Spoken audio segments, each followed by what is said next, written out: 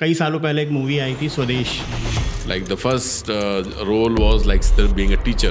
इस शहर को ही नहीं, इस देश को भी छोड़ना पड़ा। 17 मंथ में अगर आप देखेंगे तो उसी पीरियड में इराक और कुवैत की वॉर हुई थी।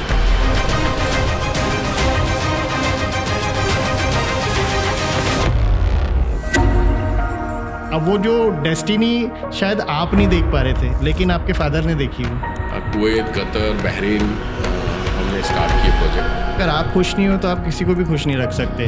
जब मैं नया नया इंदौर में आया था तो बोले क्या इंदौर का आप हांगकांग बनाओगे क्या? क्राइसिस हुए, क्रंच हुए, फिर आप रिवाइव किए, जॉब की। 2 महीने महाकाल की सेवा करेंगे और वो मैंने एक रिस्क ली। स्पेशली मैं बोलूँगा फादर और सन का रिलेशन, वो एक बड़ा ही कॉम्प्लिकेटेड रिलेशन होता है। Fraction of second can change your life. लेकिन आपका ये डिसीजन कि वापस इंडिया आना है और वापस इंदौर में सेटल्ड होना है। 6 साढ़े 6 बजे ब्रेकफास्ट टाइम होता था, तो हम कैटरिंग कंपनी में हम आर्मी को सर्व करते थे, यूएस आर्मी को। स्टार्ट किया आपने पोहे की शॉप से, देन कंप्यूटर शॉप। सामने से क्या चीज़ें नेगेटिव हो रही हैं उसको आप पॉजिटिव कैसे कन्वर्ट कर सकते हैं। वो इंसिडेंट्स ऐसे होते हैं कि कहीं ना कहीं वो हमारे अंदर या तो चेंज ले आते हैं या हमें तोड़ देते हैं। कोई भी काम छोटा नहीं होता है। अगर आप वहाँ बैठे हैं तो आप ये नहीं बैठना कि मैं तो सेठ हूँ। यार सीखते जाना है, सीखते जाना है, सीखते जाना है, रुकना नहीं है। दिन की शुरुआत कैसे होती है और दिन का अंत कैसे होता है। कहीं 17 एसोसिएटेड है, तो ये 17 का क्या रहस्य है? मैंने कहा करंट लग रहा और तुम मेरे मजे ले रहे हो।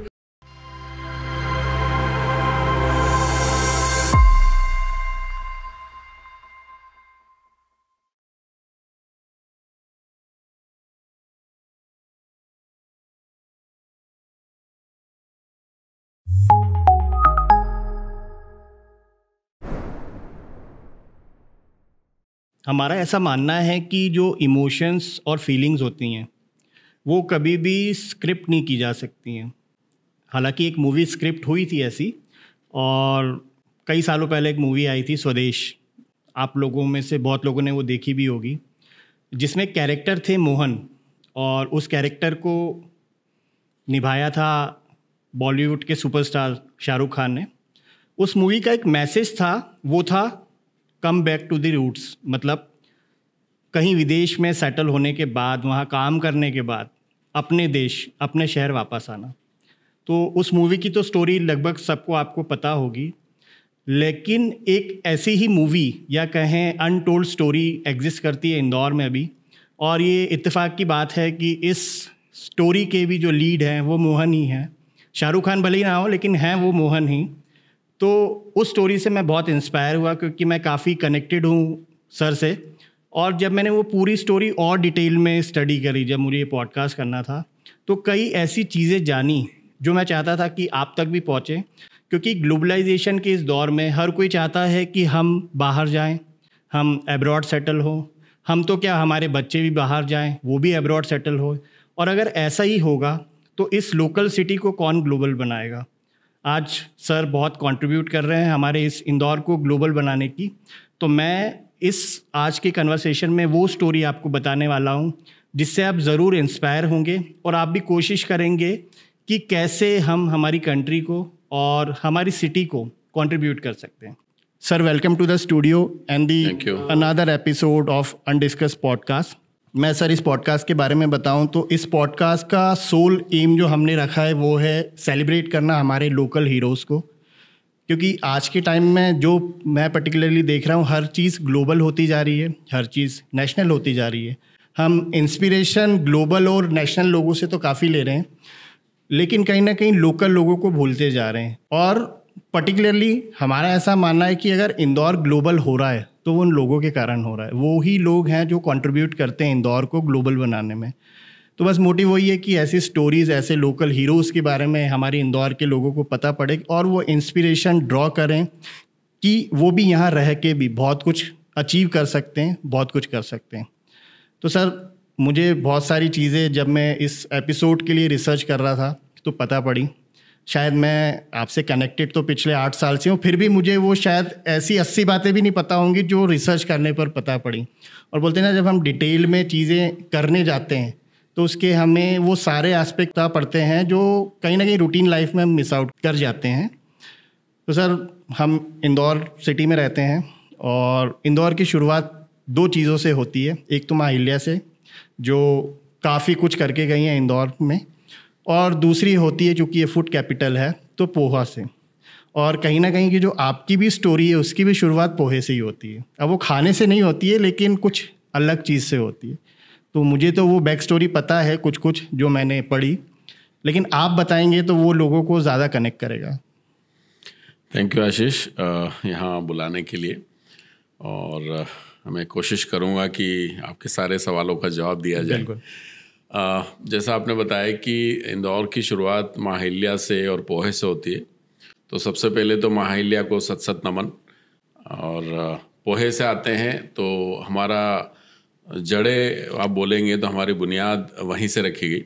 मेरे पिताजी राजस्थान से मध्य प्रदेश आए, और हमारी एक रेस्टोरेंट है जेल रोड पे, मतलब उन्होंने काफ़ी स्ट्रगल किया। और जैसा आपने बताया कि इंदौर ऐसा शहर है वो जो सबको कहीं ना कहीं एक मौका देता है, और हमारे पिताजी को भी मौका दिया उसका। और जेल रोड पे हमारी सब लोग जानते होंगे उसल पोहे और आलू की कचौरी फेमस है, अनंत आनंद करके। हमारी सबसे पहला वेंचर है जो हमारे पिताजी ने स्टार्ट किया। हम 5 ब्रदर हैं, सिस्टर हैं। हम उसी रेस्टोरेंट से हमारे पिताजी ने हमारे पूरे परिवार को चलाया, वहाँ से सबको पढ़ाया लिखाया वहाँ 6 भाई बहनों को। और उसी रेस्टोरेंट से अब देखिए, जितना भी स्ट्रगल करना वो लाइफ का एक पार्ट है, बट यस फादर ने अपनी लाइफ को वहीं से शुरुआत की और हमको वहाँ से एक मेहनत करना सिखाया। हम एक ऐसा टाइम था जब हम लोग स्कूल कॉलेज में जाते थे तो हमको 2 घंटे सभी भाइयों की ड्यूटी रहती थी। जब मैं सबसे छोटा रहता था, बट लेकिन फिर भी सबकी ड्यूटी रहती कि 2 बजे से 5 बजे तक फादर को छुट्टी देनी रहती थी। तो क्योंकि रेस्टोरेंट शायद उस टाइम 24 घंटे वाला रेस्टोरेंट हमारा सुबह 8 बजे से रात को 9-10 बजे तक चलता था। तो फादर जैसे कि जल्दी सुबह उठना, फिर मंडी जाना, मतलब ये सब चीज़ें बेसिकली, आज तो सब हाईटेक हो गया है, एवरीथिंग इज ऑन हैंड। पहले तो आपको खुद को जाके सब चीज़ें सिलेक्ट करनी होती थी। तो उनका डे अर्ली स्टार्ट होता था, तो 2-3 घंटे का एक रेस्ट पीरियड होता था, वो हमको देना पड़ता था कहीं ना कहीं जाके। हमारी भाइयों की और हमारी ड्यूटी लगती थी कि 2 से 5 हमको 3 घंटे बैठना है। उस 3 घंटे में लाइफ की सारी चीज़ें सीख जाते हैं अपन वहाँ पे। जैसे कि हम वहाँ पे बैठ के काउंटर भी संभालना है, कस्टमर को भी संभालना है। अगर कस्टमर उठ रहा है तो आपको प्लेट उठानी है, वहाँ से प्लेट उठा के अंदर वॉशिंग में देनी है। और ये एक लेबर ओरिएंटेड जॉब है। वहाँ देखेंगे कि कई बार लोग नहीं होते हैं तो आपको खुद को जाके डिश वॉश भी करना है। तो वी लर्न कि किसी भी काम में आपको संकोच नहीं होना चाहिए, हेजिटेशन नहीं होना चाहिए कि जब आप कुछ भी काम करते हैं तो आपको काम करना चाहिए। कोई भी काम छोटा बड़ा नहीं होता है। और ये चीज़ हमने वहाँ से सीखी कि कोई भी काम छोटा नहीं होता है। अगर आप वहाँ बैठे हैं तो आप ये नहीं बैठना कि मैं तो सेठ हूँ, काउंटर पे बैठूंगा। अगर आपको लगता है कि कस्टमर को कुछ चीज़ चाहिए, आपको देनी चाहिए। कस्टमर उठ के चला गया और अपना वेटर अगर बिजी है तो आप खुद प्लेट उठाएं।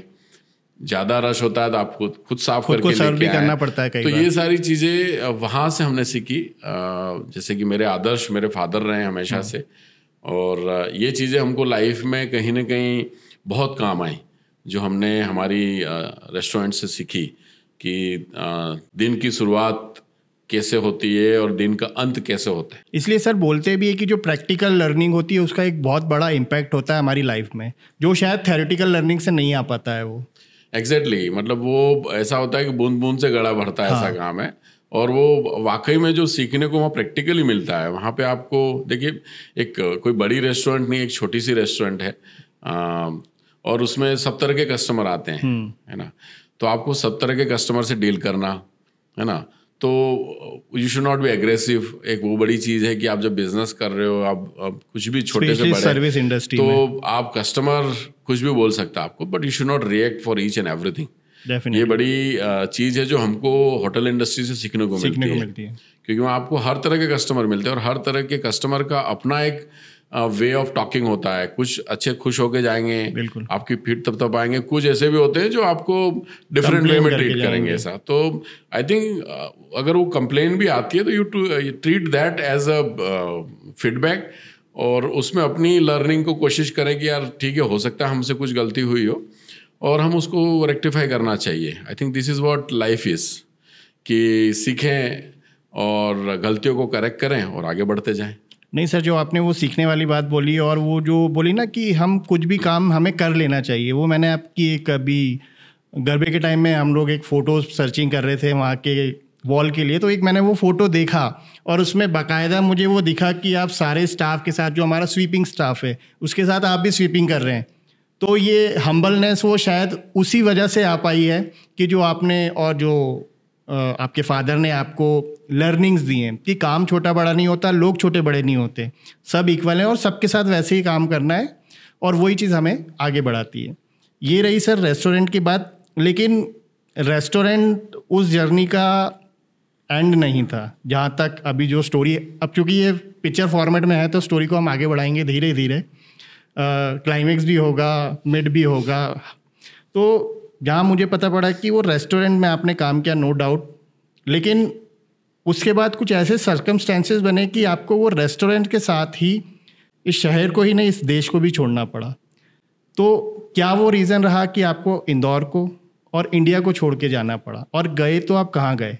देखिए, रेस्टोरेंट के साथ साथ जैसे मैंने बताया कि पिताजी ने हम पाँचों भाई और सिस्टर 6 जनों को एजुकेशन पैरेलली चल रही थी और मैंने उसी पीरियड में कंप्यूटर एजुकेशंस भी काफ़ी चलता था, तो मैंने हार्डवेयर इंजीनियरिंग का कोर्स किया, फिर साथ में सॉफ्टवेयर इंजीनियरिंग का कोर्स किया। उस जमाने में software engineer C++, FoxPro, इस तरह के प्रोग्रामिंग चलती थी जो मैंने सीखी थी। और हार्डवेयर इंजीनियरिंग का भी मैंने कोर्स किया, जो कंप्यूटर असेंबलिंग और उसका, उस टाइम काफ़ी ट्रेंड था उस चीज़ का। और उस पीरियड में फिर मैंने जब मेरी ग्रेजुएशन कंप्लीट हुई, मैंने कंप्यूटर एजुकेशन सेंटर खोला सबसे पहले इंदौर में, और उस एजुकेशन सेंटर से हम बच्चों को कंप्यूटर सिखाता था। मैं आप सिखाते थे personally? First role was like being a teacher, जिसमें हम बच्चों को कंप्यूटर सिखाते थे और उसमें हम सॉफ्टवेयर और हार्डवेयर दोनों सिखाते थे। जिसको अगर हार्डवेयर में करियर बनाना है, कि कंप्यूटर को असेंबल करना और उसको रिपेयर करना, अगर इस तरह की चीज़ें करनी है तो वो भी सिखाते थे साथ में। और कंप्यूटर एजुकेशन भी देते थे हम उस टाइम। मैं कंप्यूटर की क्लासेस लेता था। और उस टाइम इतने ऑप्शन इंदौर में, उस टाइम इतने ऑप्शंस नहीं थे इंदौर में। अब बाद में कहीं ना कहीं ऐसा हुआ कि जैसा आपने बोला रूट्स पे ध्यान देना चाहिए अपनी, कि अपन कहाँ से निकले, तो हमने राजस्थान में भी शुरू किया काम। अनफॉर्चुनेटली बोलते ना कि सक्सेस और रेशो जो भी है, कुछ अनफॉर्चुनेट हुए लाइफ में इस राजस्थान की तरफ जाने में, और एमपी में भी जो सेंटर वगैरह चलाते थे वहाँ काफ़ी लॉस हुआ। हमने कुछ गवर्नमेंट के प्रोजेक्ट उठाए थे, तो गवर्नमेंट प्रोजेक्ट में वो हमारा फर्स्ट एक्सपीरियंस था। तो डेफिनेटली जब आप कहीं बिडिंग के लिए जाते हो और कहीं जाते हो तो it is like a gambling. Bidding is just like a gambling, है ना। तो हमारा वहाँ काफ़ी लॉस हुआ और उस लॉस में काफ़ी तोड़ दिया, मतलब एक तरह से कि अब आगे कैसे करना है journey. But as I said, my father was one of them, जिन्होंने, उनकी आज भी एक चीज़ याद आती है मेरे को। जब ऐसा हुआ, आई वॉज कम्प्लीटली, मैं एकदम टूट गया था उस पीरियड में। और उस टाइम मेरी शादी हुई थी और ज़्यादा टाइम नहीं हुआ था, 2-3 महीने हुए होंगे। एंड उसी पीरियड में आपको एक शॉक मिल जाता है कि अरे यार, आपको सब तरफ से घिर गए हो, सेटबैक है बहुत बड़ा। और तब ऐसा मतलब बहुत बुरे बुरे ख्याल आए। दैट वाज अ पीरियड कि कुछ भी कर सकते हैं। बट फादर की एक वर्ड मुझे आज भी याद है। फादर ने बोला, मैं हूं ना, टेंशन क्यों ले रहा है, आगे बढ़ो, करेंगे जो करना है। बस वो वर्ड दिमाग में आए और फादर ने फिर से हाथ पकड़ा, वापस इंदौर बुलाया। और फिर अच्छा, आप तब राजस्थान चले गए थे? हाँ, मैं कंप्यूटर और उस पीरियड के लिए फिर वापस मुझे इंदौर बुलाया और फिर नई जर्नी स्टार्ट हुई कि हमको एक जॉब अपॉर्चुनिटी मिली, क्योंकि मैंने लैब टेक्नीशियंस का भी कोर्स कर रखा था। अच्छा। तो फर्स्ट जॉब मुझे जो मिला वो लैब टेक्नीशियंस का मिला, क्वालिटी एश्योरेंस डिपार्टमेंट का, इंदौर में? कुवैत में। ओके। तो एक अपॉर्चुनिटी, हमारे एक रिलेटिव्स हैं, thanks to him as well, आज कहीं ना कहीं उन्होंने भी उंगली पकड़ी तो हम आज यहाँ बैठे हुए हैं। तो वहाँ फिर कुवैत में जर्नी स्टार्ट हुई। यहाँ से कुवैत गए। इट वाज लाइक ऐसी कंट्री। और ये सर किस ईयर की बात है जब आप कुवैत गए? 2001। 2001। हाँ। ओके, मतलब आज से 23 साल पहले। हाँ, और फिर वहाँ हमारी एक नई जर्नी स्टार्ट हो गई कुवैत में, as a lab technician. Lab किस चीज़ की? फूड, हेल्थ, फूड से रिलेटेड। हाँ, मैंने कोर्स तो लैब टेक्नीशियंस में तो सारी चीज़ें आपको एनालिसिस करनी होती है, क्योंकि लैब बहुत बड़ा सेगमेंट है आज की तारीख तो में। मेरी जो पहली जॉब थी वो एक कैटरिंग कंपनी में थी। तो एक तो मेरा बैकग्राउंड तो था ही सी है फूड का, रेस्टोरेंट्स का और उसका, बट ऑब्वियसली पोहा का, और मेरे पास इसकी डिग्री भी थी। तो मुझे फूड लैब में एज ए टेक्नीशियंस मिल गया, जिसमें मुझे फूड की सैम्पलिंग करनी होती थी, वर्कर्स की सैम्पलिंग करनी होती थी वहाँ पे। आज भी मतलब वहाँ जो भी वर्कर्स काम करते हैं कैटरिंग कंपनी में, उनके आपको फिंगरप्रिंट्स लेने पड़ते थे, रीजन कि उनके हाथ में कहीं बैक्टीरियाज वगैरह तो नहीं है, ऐसे करके। तो जब काम इतना हाइजीन लेवल उस टाइम, हाँ, तो जब काम शुरू होता था उसके पहले हमारा एज ए लैब टेक्नीशियंस काम होता था कि हम सारे वर्कर्स जो फूड में डायरेक्ट इन्वॉल्व हैं उनके फिंगरप्रिंट्स लिए जाते थे। और वो फिंगरप्रिंट्स लेके हम लोग उसकी टेस्टिंग करते थे कि कहीं इनकी इसमें बैक्टीरियल तो नहीं है। ऐसा बाकी सारी हाइजीन होती थी, ग्लव्स पहनते थे, सब कुछ होता था। बट फिर भी एक अच्छा प्रिकॉशन था। ये हमारे लिए नई चीज़ थी जो हमने वहाँ जाके सीखी कि इंडिया में नहीं होती, मतलब एक ठीक है, एक आप प्रिकॉशनरी पीपीई किट पहनना, कैप पहनना, मास्क पहनना, ग्लव्स पहनना, दैट इज ओके, वो देखा हुआ था। लेकिन आप जो चेफ हैं, वेटर हैं, वेट्रेसेस हैं, उनके आप फिंगरप्रिंट्स ले रहे हो, तो ये बड़ा वो था कि हाइजीन लेवल कितना डिफरेंट था। तो ये मेरा पहला जॉब प्रोफाइल था जो मुझे कुवैत में मिला था। मतलब सर मैं यहाँ पर थोड़ा सा इंटरप्ट करूँगा कि अभी आप 2 बिजनेस कर रहे थे, मतलब अगर स्टार्टिंग बोलूँ तो एज अ बिजनेसमैन हुई थी, वो भले ही छोटा हो या बड़ा, था वो बिजनेस ही। सेकंड भी आपने कंप्यूटर का बताया, उसमें आप एज अ टीचर मतलब सेल्फ एम्प्लॉयड थे। लेकिन इन 2 चीज़ों के बाद जॉब करना थोड़ा, क्योंकि रिवर्स चलता है, लोग जॉब से बिजनेस में आते हैं, आपका उल्टा हुआ कि आप बिजनेस से जॉब में गए। तो वो मेंटली कितना टफ होता है कि यार वो एक्सेप्ट करना, क्योंकि जॉब में पर्टिकुलरली हम किसी को रिपोर्ट करते हैं, एक प्रोसेस होता है, वेयर एज बिजनेस हम सोलली ड्राइव करते हैं। तो वो आपके लिए कितना एक बड़ा चैलेंज था ये ट्रांसफॉर्मेशन? नहीं, डेफिनेटली यहाँ पे इतना जैसे सेल्फ एम्प्लॉयमेंट में आपको इतना प्रेशर नहीं होता है। वहाँ जब हमने जॉब शुरू की तो हमको सुबह 4 बजे उठना पड़ता था। 4 बजे उठना क्या, 4 बजे हमारी बस रेडी रहती थी नीचे। अच्छा। और 4 बजे हमको बस में बैठना पड़ता था। मतलब आप बोलेंगे 3 बजे आपको उठना है, 4 बजे आपको निकलना था। सुबह 4 बजे, 4:30 बजे हमारी ड्यूटी स्टार्ट होती थी, अर्ली मॉर्निंग, बिकॉज 6-6:30 बजे ब्रेकफास्ट टाइम होता था। जो हम कैटरिंग कंपनी में हम आर्मी को सर्व करते थे, यूएस आर्मी को। तो यूएस आर्मी का टाइमिंग था 6 से 7 बजे तक, 1 घंटे में उनको ब्रेकफास्ट सर्व करना है। तो हमारी प्रिपरेशंस वही शुरू हो जाती थी अर्ली इन द मॉर्निंग। तो वही 4 बजे उठना, फिर रात को 8 बजे घर आना। मतलब ये दिनचर्या ऐसी थी जो वहाँ जाने के बाद पता चला कि जो वर्कर है वो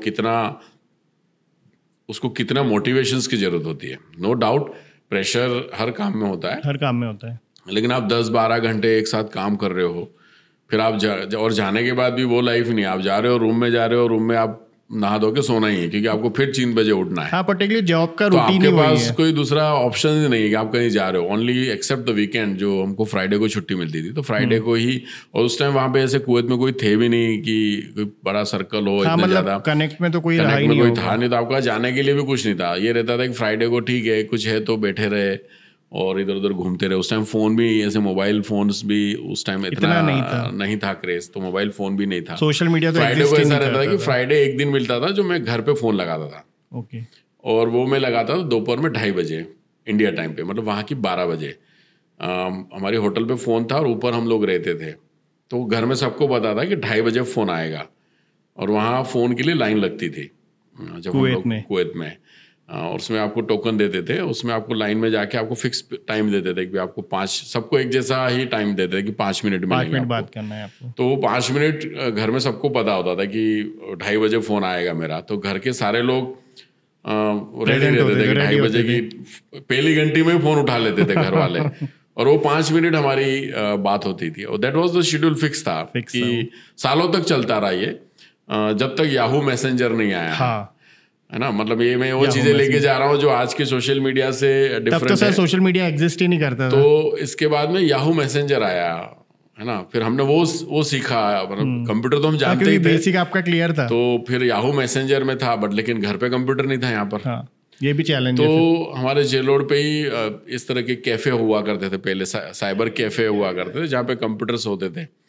तो वहाँ पे पेरेंट्स, वही मेरा टाइमिंग फिक्स रहता, और उसमें भी वहाँ पे भी ये जब चीज़ नहीं आई तो उसके लिए भी टाइमिंग फिक्स था। अच्छा, कि आपको आधा घंटा मिलेगा।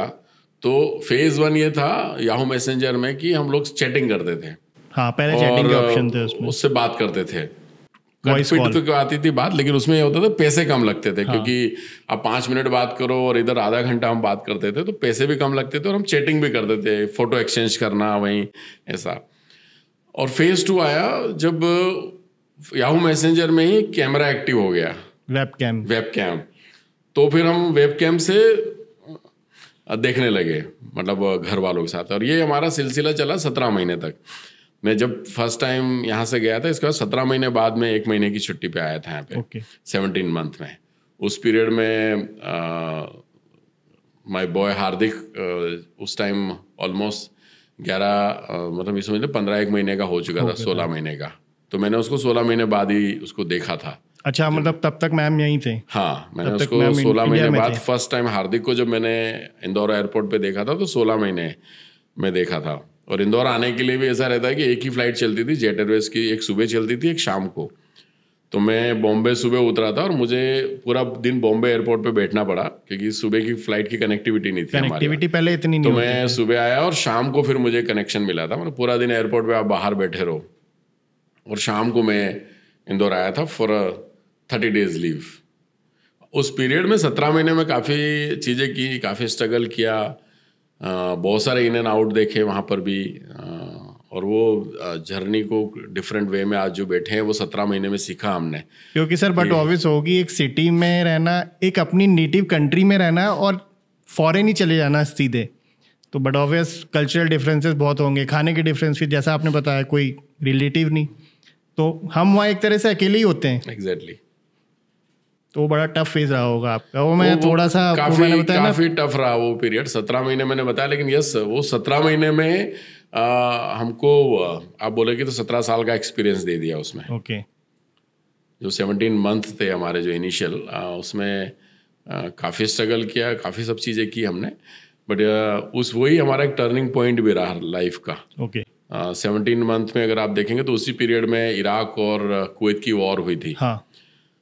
तो गवर्नमेंट ने पहले डिक्लेयर कर दिया था कि भाई सबको वापस आना है, इंडियंस को। जैसे अभी वॉर हो रही है इजराइल और ये सब, तो पहले ही गवर्नमेंट प्रिकॉशंस ले लेती है और बोलती है कि जितने इंडियंस हैं वो वापस आ जाएं। एयर इंडिया की फ्लाइट्स चलती थी फ्री ऑफ कॉस्ट, हाँ, कि फ्री में आ जाओ वापस। Okay. But as I said कि मैं जब गया तब मेरे ऊपर काफ़ी बर्डन था यहाँ से। जब गया तब मैं जो बैकलोड लेके गया था यहाँ से, हाँ, वो जो आपने बताया फाइनेंशियल जो लॉसेस, तो मुझे ऐसा था कि नहीं यार, अपनों को तो सब कुछ क्लियर करके ही जाना है। दिमाग में मेरा एकदम क्लियर था कि मैं जब भी यहाँ से जाऊँगा सब कुछ क्लियर करके जाऊँगा, लाइबिलिटीज क्लियर करके जाऊँगा। और उस पीरियड में वहाँ पे वॉर हुई, और वॉर में काफ़ी लोग वापस अपनी अपनी कंट्री चले गए। और जैसा हमने बताया कि हम अमेरिकन आर्मी के साथ ही काम करते थे, मतलब उनकी कैटरिंग सर्विस में, हाँ, मतलब उनकी कैटरिंग सर्विस करते थे। तो हमारी कंपनी को एक पहला प्रोजेक्ट मिला था वॉर जोन का। तो हमारे ग्रुप चेयरमैन ने आके ऐसे ही बोला, यार वॉर जोन का काम है, कैटरिंग का। ओके। और 5 days के लिए अपने को एक बार कैटरिंग करनी है, VVIP मीटिंग्स कुछ थी वहाँ पे, तो इसको करना है अपने को यूँ करके, and somebody has to go. और उस पीरियड में क्या है कि मैं लैब से बाहर आ चुका था। लैब से फिर मैं किचन सुपरवाइज़र बना, किचन सुपरवाइज़र से किचन इंचार्ज बना मैं, फिर किचन हेड बना मैं, है ना। तो ऐसे लेवल थे। वो 17 महीने में वो लेवल क्रॉस करता गया था मैं, क्योंकि एक तो मुझे क्या कंप्यूटर का नॉलेज पहले से था। तो मैं लैब में, आपने देखा कि मतलब फूड लैब में टाइम भी बहुत होता है आपके पास काम के अलावा। तो मैं फिर किचन में जाकर जो हमारे हेड थे उनकी हेल्प करता था। वो सेल्फ लर्निंग वाली प्रोसेस तो से मैं उनकी हेल्प करता था, उनको अच्छा लगने लगा काम। तो अनफॉर्चुनेटली उनको छुट्टी जाना पड़ा बीच में। मैं जब 5-6 महीने हुए तब, और अचानक उनको जाना था, तो कंपनी ने बोला यार अब क्या करेंगे रिप्लेसमेंट। तो उन्होंने ही मुझे बोला यार पांडे संभाल लेगा। और वो मेरे लिए बड़ा टर्निंग पॉइंट था। He was a Egyptian, Mustafa Ismail नाम है। He is a very good friend of me आज भी। मतलब उन्होंने काफ़ी सिखाया मुझे। इजिप्शियंस था वो, वापस जा रहा था तो बोले यार मैं 1-2 महीने की छुट्टी, अर्जेंट काम था, तो बोले यार उसी ने रिकमेंड किया कि ये संभाल लेगा, आपको किसी और को हायर करने की ज़रूरत नहीं है। एंड मैंने वो 2 महीने काम संभाला ही नहीं, मैंने उसको और इम्प्रूव किया चीज़ों को, जो मुझे लगता था कि इम्प्रूव करना चाहिए। काफ़ी इम्प्रूवमेंट हुआ। जब मुस्तफ़ा इस्माइल वापस आए तो कंपनी ने बोला कि एक काम कीजिए कि आप इसको जो है हम प्रमोट करते हैं, दूसरी लोकेशन पे भेज देते हैं, या आप दूसरी लोकेशन पे जाओ। ही सेड नहीं, हम दोनों साथ में काम करेंगे, क्योंकि उस टाइम 12-12 घंटे तो नॉर्मल ड्यूटी चलती थी हमारी। तो बोले डे में मैं करूँगा या नाइट में कर, हम लोग देख लेंगे ऐसा। तो एंड दैट वाज स्टार्टिंग, और वो हमने सीखा काफ़ी, उन्होंने काफ़ी हेल्प की मेरी। वहाँ से मैं प्रोजेक्ट हेड बना, उसी कंपनी में प्रोजेक्ट मैनेजर बना, उसी कंपनी में सेम कंपनी में ऑपरेशन हेड बना, उसी कंपनी में डायरेक्टर ऑपरेशन बना मैं। और सर ये कितने साल में अचीव कर लिया आपने? मैंने 3 साल के अंदर में I was a director operations for the company from a lab technician. 3 साल के अंदर। और उस टाइम हमारे पास 18,000 एम्प्लॉइज थे। ओके, मतलब बड़ी स्केल की कंपनी थी। हाँ, और मैं फिर 18,000 लोगों को लीड कर रहा था बाद में। मतलब कहा तो हम एक पार्ट थे उन 18,000 के, और फिर हम 18,000 को लीड कर रहे थे। तो सर ये इसमें कंट्रीब्यूशन देन मैं वही बोलूँगा जो हमने यहाँ से सीखा ना, ग्राउंड से, जो हमारे फादर ने सिखाया स्पेशली, क्योंकि मेरा भी बैकग्राउंड पर्टिकुलरली वही रहा है। पापा की केबल चलाई है इतने सालों से, तो पापा ने बहुत कुछ सिखाया है, और वो जो उनकी सिखाई हुई चीज़ आज भी काम में बहुत काम आ रही है। मतलब वो एक लर्निंग अलग होती है प्रैक्टिकल, इसलिए हम भी कोशिश करते हैं कि लोगों को ज़्यादा से ज़्यादा मोटिवेट करें कि आप प्रैक्टिकल लर्निंग ज़्यादा करो, ना कि थ्योरेटिकल एक पार्ट है वो। दूसरा क्या होता है कि team work is very important. Very important है ना। मेरा वहाँ पहुँचना, मेरी मेहनत अपनी जगह है, लेकिन मेरी टीम की मेहनत भी है। मैंने जैसे बताया कि मैं सेल्फ काम करता था यहाँ पर, मैं वहाँ पे भी यही करता था। वर्कर्स के साथ में जाके कभी पोछा लगाना है तो उनको मैं सिखाता था, साथ में कुक के साथ काम करता था, मैं स्टोर में जाके काम करता। तो एक अपनापन हो जाता है, कनेक्ट हो जाते हैं। तो मुझे जब प्रोजेक्ट मैनेजर, फिर ऑपरेशन हेड, फिर डायरेक्टर ऑपरेशन बनाया, तो मुझे इतने चैलेंजेस नहीं आए, क्योंकि वर्कर्स वॉज रेडी मेरे साथ काम करने के लिए, कि उनको मेरा काम करने का तरीका पसंद था, क्योंकि उन्हें वो ह्यूमन टच मिला। मैं उनके साथ कनेक्ट था डायरेक्टली। मेरा ऐसा था कि मैं कभी भी, और आज भी मेरा वर्किंग स्टाइल वही है, मैं कभी भी वर्कर्स की सैलरी पे नहीं काटता हूँ, या ना मैं वर्कर्स को सैलरी काटना गलत, वर्कर्स को प्रेशराइज नहीं करता हूँ। इंस्टेड ऑफ मैं सुपरवाइजर और अबो प्रेशर देता हूँ उनको।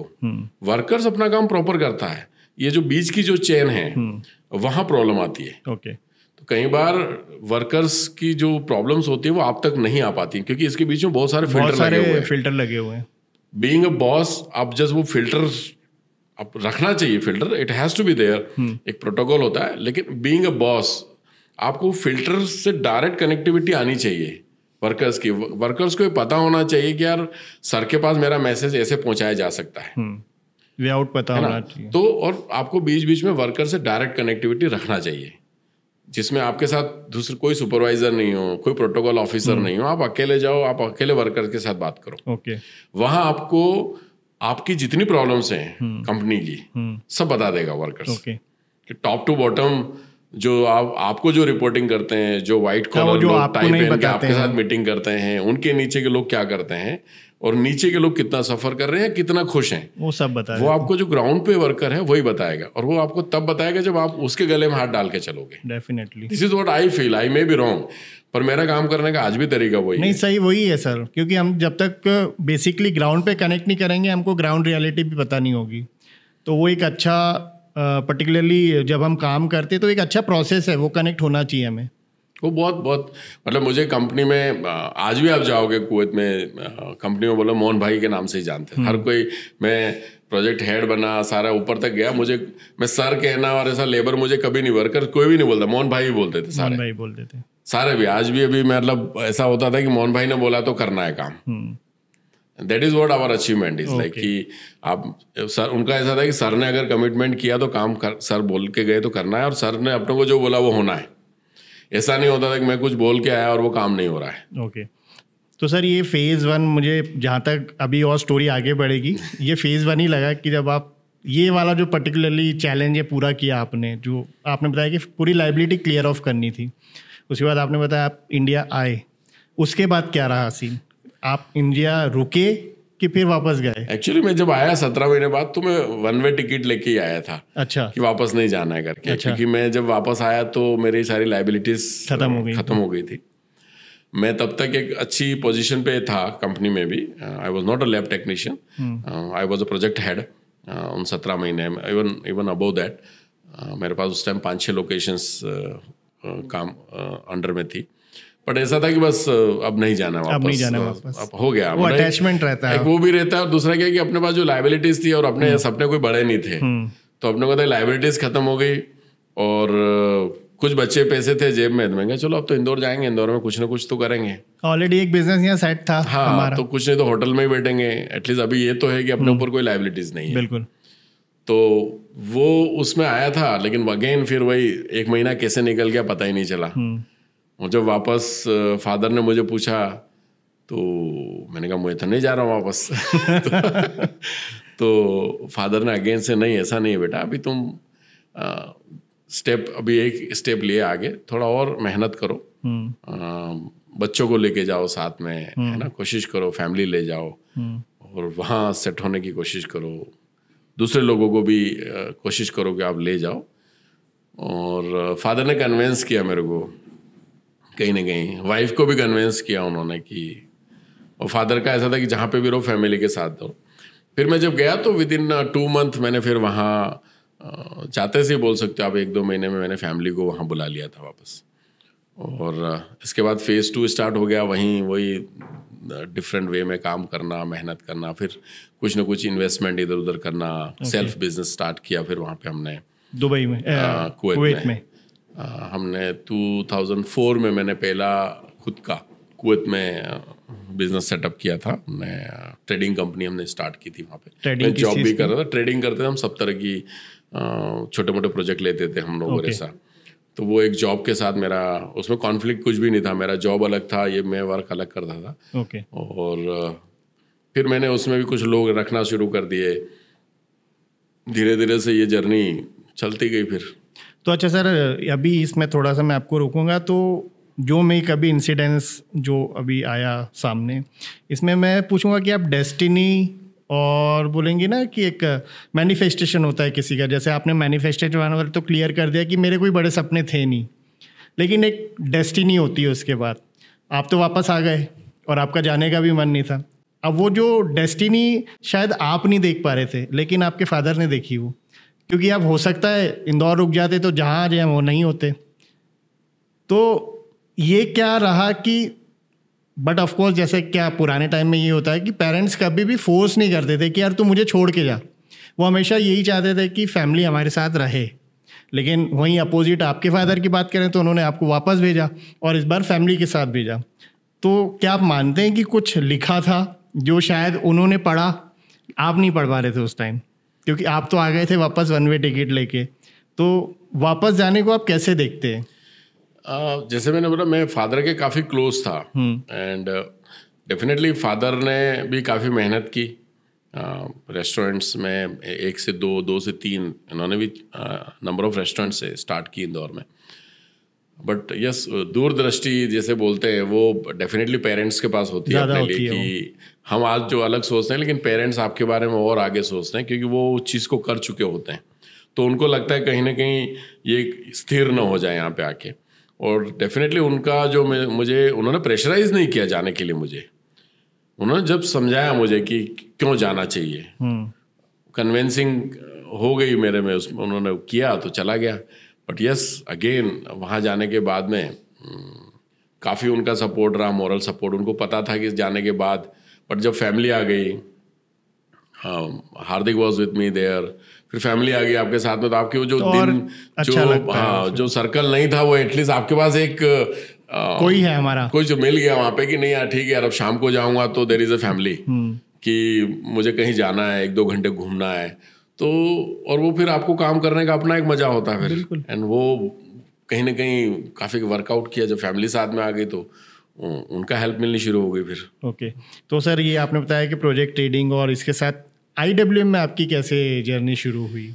देखिए, हमने नेशनल क्लीनिंग कंपनी कुवैत में हम लोगों ने उनके साथ काम करना शुरू किया, और वेस्ट मैनेजमेंट में I was heading national cleaning company में कुवैत, कतर, बहरीन हमने स्टार्ट किए प्रोजेक्ट और काफ़ी सक्सेसफुल प्रोजेक्ट रहे। अच्छा काम आज भी कर रहे थे, हम कर रहे हैं वहाँ पे। और फिर 2016 में एक्चुअली मैं यहाँ इंडिया आया हुआ था और तब 2015 में मैं आया हुआ था जब सिंहस्थ की तैयारियाँ चल रही थी यहाँ पे। ओके। और आप किसी भी फील्ड में हो तो आपको उस फील्ड के बारे में ज़्यादा चीज़ें जाएगी। जैसे अगर आप मीडिया में हो, आप कंटेंट लिखते हो, आप कुछ चीज़ें करते हो तो आपको ज़्यादा चीज़ें वही दिखेगी। आप सारी चीज़ें इग्नोर करोगे। आप देखो अरे यार ये LED इतनी अच्छी लगी है, इसमें ऐड इतनी अच्छी आ रही है। जो कैमरामैन है अगर आप उनको किसी शोरूम में लेके जाओगे तो सारी चीज़ें इग्नोर करेगा, वो जाके सीधा सीधा फोकस करेगा कैमरे के लेंसेज पे और उस पर कि यार ये क्या नई चीज़ है ऐसा। तो जब मैं इंदौर आता था, छुट्टियों में भी आता था, तो मेरा इंदौर को देखने के बाद ऐसा लगता था यार मुझे सफाई में कुछ करना चाहिए यहाँ पर। और इंदौर में उस टाइम चल ही रहा था काम, लेकिन एक टर्निंग पॉइंट और जैसे बोलते हैं वापस डेस्टिनी कहीं ना कहीं इस बार सर डेस्टिनी नहीं थी वो, इस बार मैनिफेस्टेशन था कि आपका एक मैनिफेस्टेशन था कि यार इंदौर में सफाई में कुछ करना है। मैं उज्जैन घूमने के लिए गया। अच्छा। और उज्जैन में जब टेंडर इसका फ्लॉट हो रहा था तो मैं वहाँ के अधिकारियों से मिला जाके। आई विल नॉट से any name and all this thing, but मैं अधिकारियों से मिला और मैंने उनको अपने आइडियाज़ दिए जो उन्होंने टेंडर निकाला था कि आप टेंडर लेके आ रहे हो। तो उनको मेरे आइडियाज़ अच्छे लगे कि नहीं यार ऐसा भी किया जा सकता। तो उन्होंने बोले यार आप क्यों नहीं पार्टिसिपेट करते इसमें। तो मैंने कहा यार मेरे पास तो इंडिया में अभी कुछ सेटअप है नहीं है। तो बोले यार आप कर तो सकते हो। तो मुझे ऐसा लगा कि चलो 2 महीने महाकाल की सेवा करेंगे। और वो मैंने एक रिस्क ली। जो बजट गवर्नमेंट का था उससे कम में हमने कोट किया और उस प्रोजेक्ट को हमने उठाया। और वो प्रोजेक्ट हमारा 45 डेज का था, सिंहस्थ का। और मैंने यहाँ जितने वर्कर्स हायर किए थे उस पीरियड में मैंने सबको बोल के हायर किया था कि तुमको सिर्फ 2 महीने के लिए मैं जॉब दूंगा। अब वो बहुत बड़ा क्योंकि मेरा 2 महीने का ही प्रोजेक्ट था और मेरे को ऐसा था कि 2 महीने बाद तो वापस जाना है अपने को। अपने पास मिडिल ईस्ट में बिजनेस चल रहा है तो यहाँ चलो महाकाल की सेवा हो जाएगी। और 2 महीने के लिए ही मैंने जितने भी टॉप टू बॉटम जो भी हायर किए थे और बोल के किया था कि 2 महीने का आपका जॉब रहेगा। हमने सिंहस्थ चालू किया and by the time yes father was happy. एक होता है ना पेरेंट्स को कि अब एक टाइम के बाद उनकी भी इच्छा होगी थी कि तू वापस आ जा। अब वो इच्छा होने लगी अब उनको लगने लगा कि तू वापस आ जा। तो जब मैं 2016 में शुरू किया तो पेरेंट्स वाज वेरी हैप्पी कि चलो एटलीस्ट कुछ तो किया, भले 2 महीने के लिए किया बट कुछ तो किया। उनको वहाँ पे लग रहा होगा कि शायद 2 महीने करेगा तो अब रुकेगा। और हुआ भी ऐसे ही। हमने सिंहस्थ में बहुत अच्छा काम किया। वहाँ पे उज्जैन म्यूनिसिपल कॉर्पोरेशन के नाम से वर्ल्ड बुक ऑफ रिकॉर्ड में नाम है, जिसमें पहले मैक्सिको के नाम से था, फिर अभी उज्जैन म्यूनिसिपल कॉर्पोरेशन के नाम से है। और 2 महीने बहुत मेहनत की, बहुत अच्छा काम हुआ। माननीय मोदी जी ने भी उस पर ट्वीट किया था कि अगर आपको सफाई देखना है तो उज्जैन सिंहस्थ में जाके देखो। और पूरी मध्य प्रदेश गवर्नमेंट लगी हुई थी। फिर हमको यहाँ पर इंदौर में जब ये सारा हो गया and it was in the month of May 2016 में हमारा प्रोजेक्ट खत्म हो गया। मैं फिर वापस चला गया, कुवैत चले गया। हाँ, सब वाइंड अप करके। और जो दूसरे कुछ स्टाफ को रखा हुआ था हमने जो बाकी के फॉलोअप लेने के लिए और क्लोजिंग करने के लिए और ऐसा। और जब कुवैत गया तो सडनली मुझे इंदौर नगर निगम से कॉल आया कि आप इंदौर में एक बार आप आइए करके। मैं इंदौर आया तो मैं म्यूनिसिपल कॉर्पोरेशन में जाके मिला अधिकारियों से और मेयर से उनसे। तो वही आइडियाज़ की कैसे कर सकते हैं हम लोगों ने डिस्कस किया। और हमको इंदौर का पहला प्रोजेक्ट मिला था अक्टूबर में 2016 में, जहाँ पे ग्लोबल इन्वेस्टर समिट हुई थी। वो प्रोजेक्ट था जो हमने स्टार्ट किया था एयरपोर्ट से लेकर के brilliant convention centre. And brilliant convention centre से I forgot the name of hotel, उतना हमको सफाई करनी थी। और वो हमने जब शुरुआत की तो कहीं ना कहीं मनीष सिंह सर को और मेयर मैडम को और सारे एडमिनिस्ट्रेशन को लगा कि काम अच्छा हो रहा है कहीं ना कहीं। ये सर्वेक्षण शायद ये सिस्टम शुरू हो गया था उस टाइम। और उस टाइम हमारी टीम ने बहुत अच्छा काम किया। और इसके बाद तो आप जानते हैं कि हमको इंदौर में ही ये फर्स्ट सर्वेक्षण की बात है क्या 2016 शायद 17 से इंदौर लगातार 2016 अक्टूबर से हमने इंदौर स्टार्ट किया था। तो जो आपका इंदौर पर्टिकुलरली इंडिया और इंदौर में कमबैक पॉइंट रहा वो सिंहस्थ रहा। बाबा महाकाल ने चाहा कि अब आप वापस इंडिया आ जाएं, वापस इंदौर आ जाएं। तो सर ये अमेजिंग एक जर्नी, और मतलब तब से लेके अब तक ये बहुत प्राउड मोमेंट भी और गर्व की बात है कि हमारी सिटी नंबर 1 चल रही है। और हर बार कुछ ना कुछ, क्योंकि हम लोग आपसे क्लोजली एसोसिएटेड हो, हम देखते हैं कि हर बार स्वच्छता में, चाहे वो गैर हो चाहे रूटीन की भी सफाई हो, कुछ ना कुछ नए रिकॉर्ड बनते रहते हैं हमारे। ये रही सर एक इंदौर आने की बात। लेकिन क्या होता है ना कि लगभग आप कितने साल रहे कुवैत? 16-17 साल मान लीजिए। तो वहाँ का एनवायरनमेंट, वहाँ का एक बोलेंगे स्टैंडर्ड ऑफ लिविंग, लाइफस्टाइल, हर चीज़ बहुत अपस्केल है और मतलब बहुत बोलेंगे प्रॉपर है। लेकिन इंडिया में हम देखते हैं और इंदौर में हम देखते हैं तो वो उतनी अपस्केल नहीं है और स्कैरसिटी अभी थी। आज जब हर कोई चाहता है कि यार मैं अब्रॉड में सेटल हूँ, मेरे बच्चे अब्रॉड में सेटल हों, लेकिन आपका ये डिसीज़न कि वापस इंडिया आना है और वापस इंदौर में सेटल्ड होना है, तो ये कितना प्लान्ड और कितना अनप्लान्ड था ये? या पापा ने भी फिर बोला है कि अब बेटा वापस आ जाओ, तो ये उनसे इंस्पायर्ड था या कि आपने सोच लिया था नहीं यार अब वापस चल के सिटी को ही देना है? एक्चुअली फर्स्ट स्टेज में देखेंगे तो ऐसा था कि यार उज्जैन में जो 2 महीने का प्रोजेक्ट था उसको कंप्लीट करना है, और उस टाइम तक कोई प्लान नहीं था कि दिमाग में कि अपने को वापस। लेकिन जब यहाँ आए और यहाँ आके वर्क इन्वायरमेंट देखा तो मुझे लगा कहीं ना कहीं, और दूसरा जिस फील्ड में हम काम करते हैं, जैसे मैंने बताया कि कहीं ना कहीं अपने को लगता है उस फील्ड को इम्प्रूव करना चाहिए, तो मुझे लगा यहाँ हमारा कंट्रीब्यूशन काम आएगा।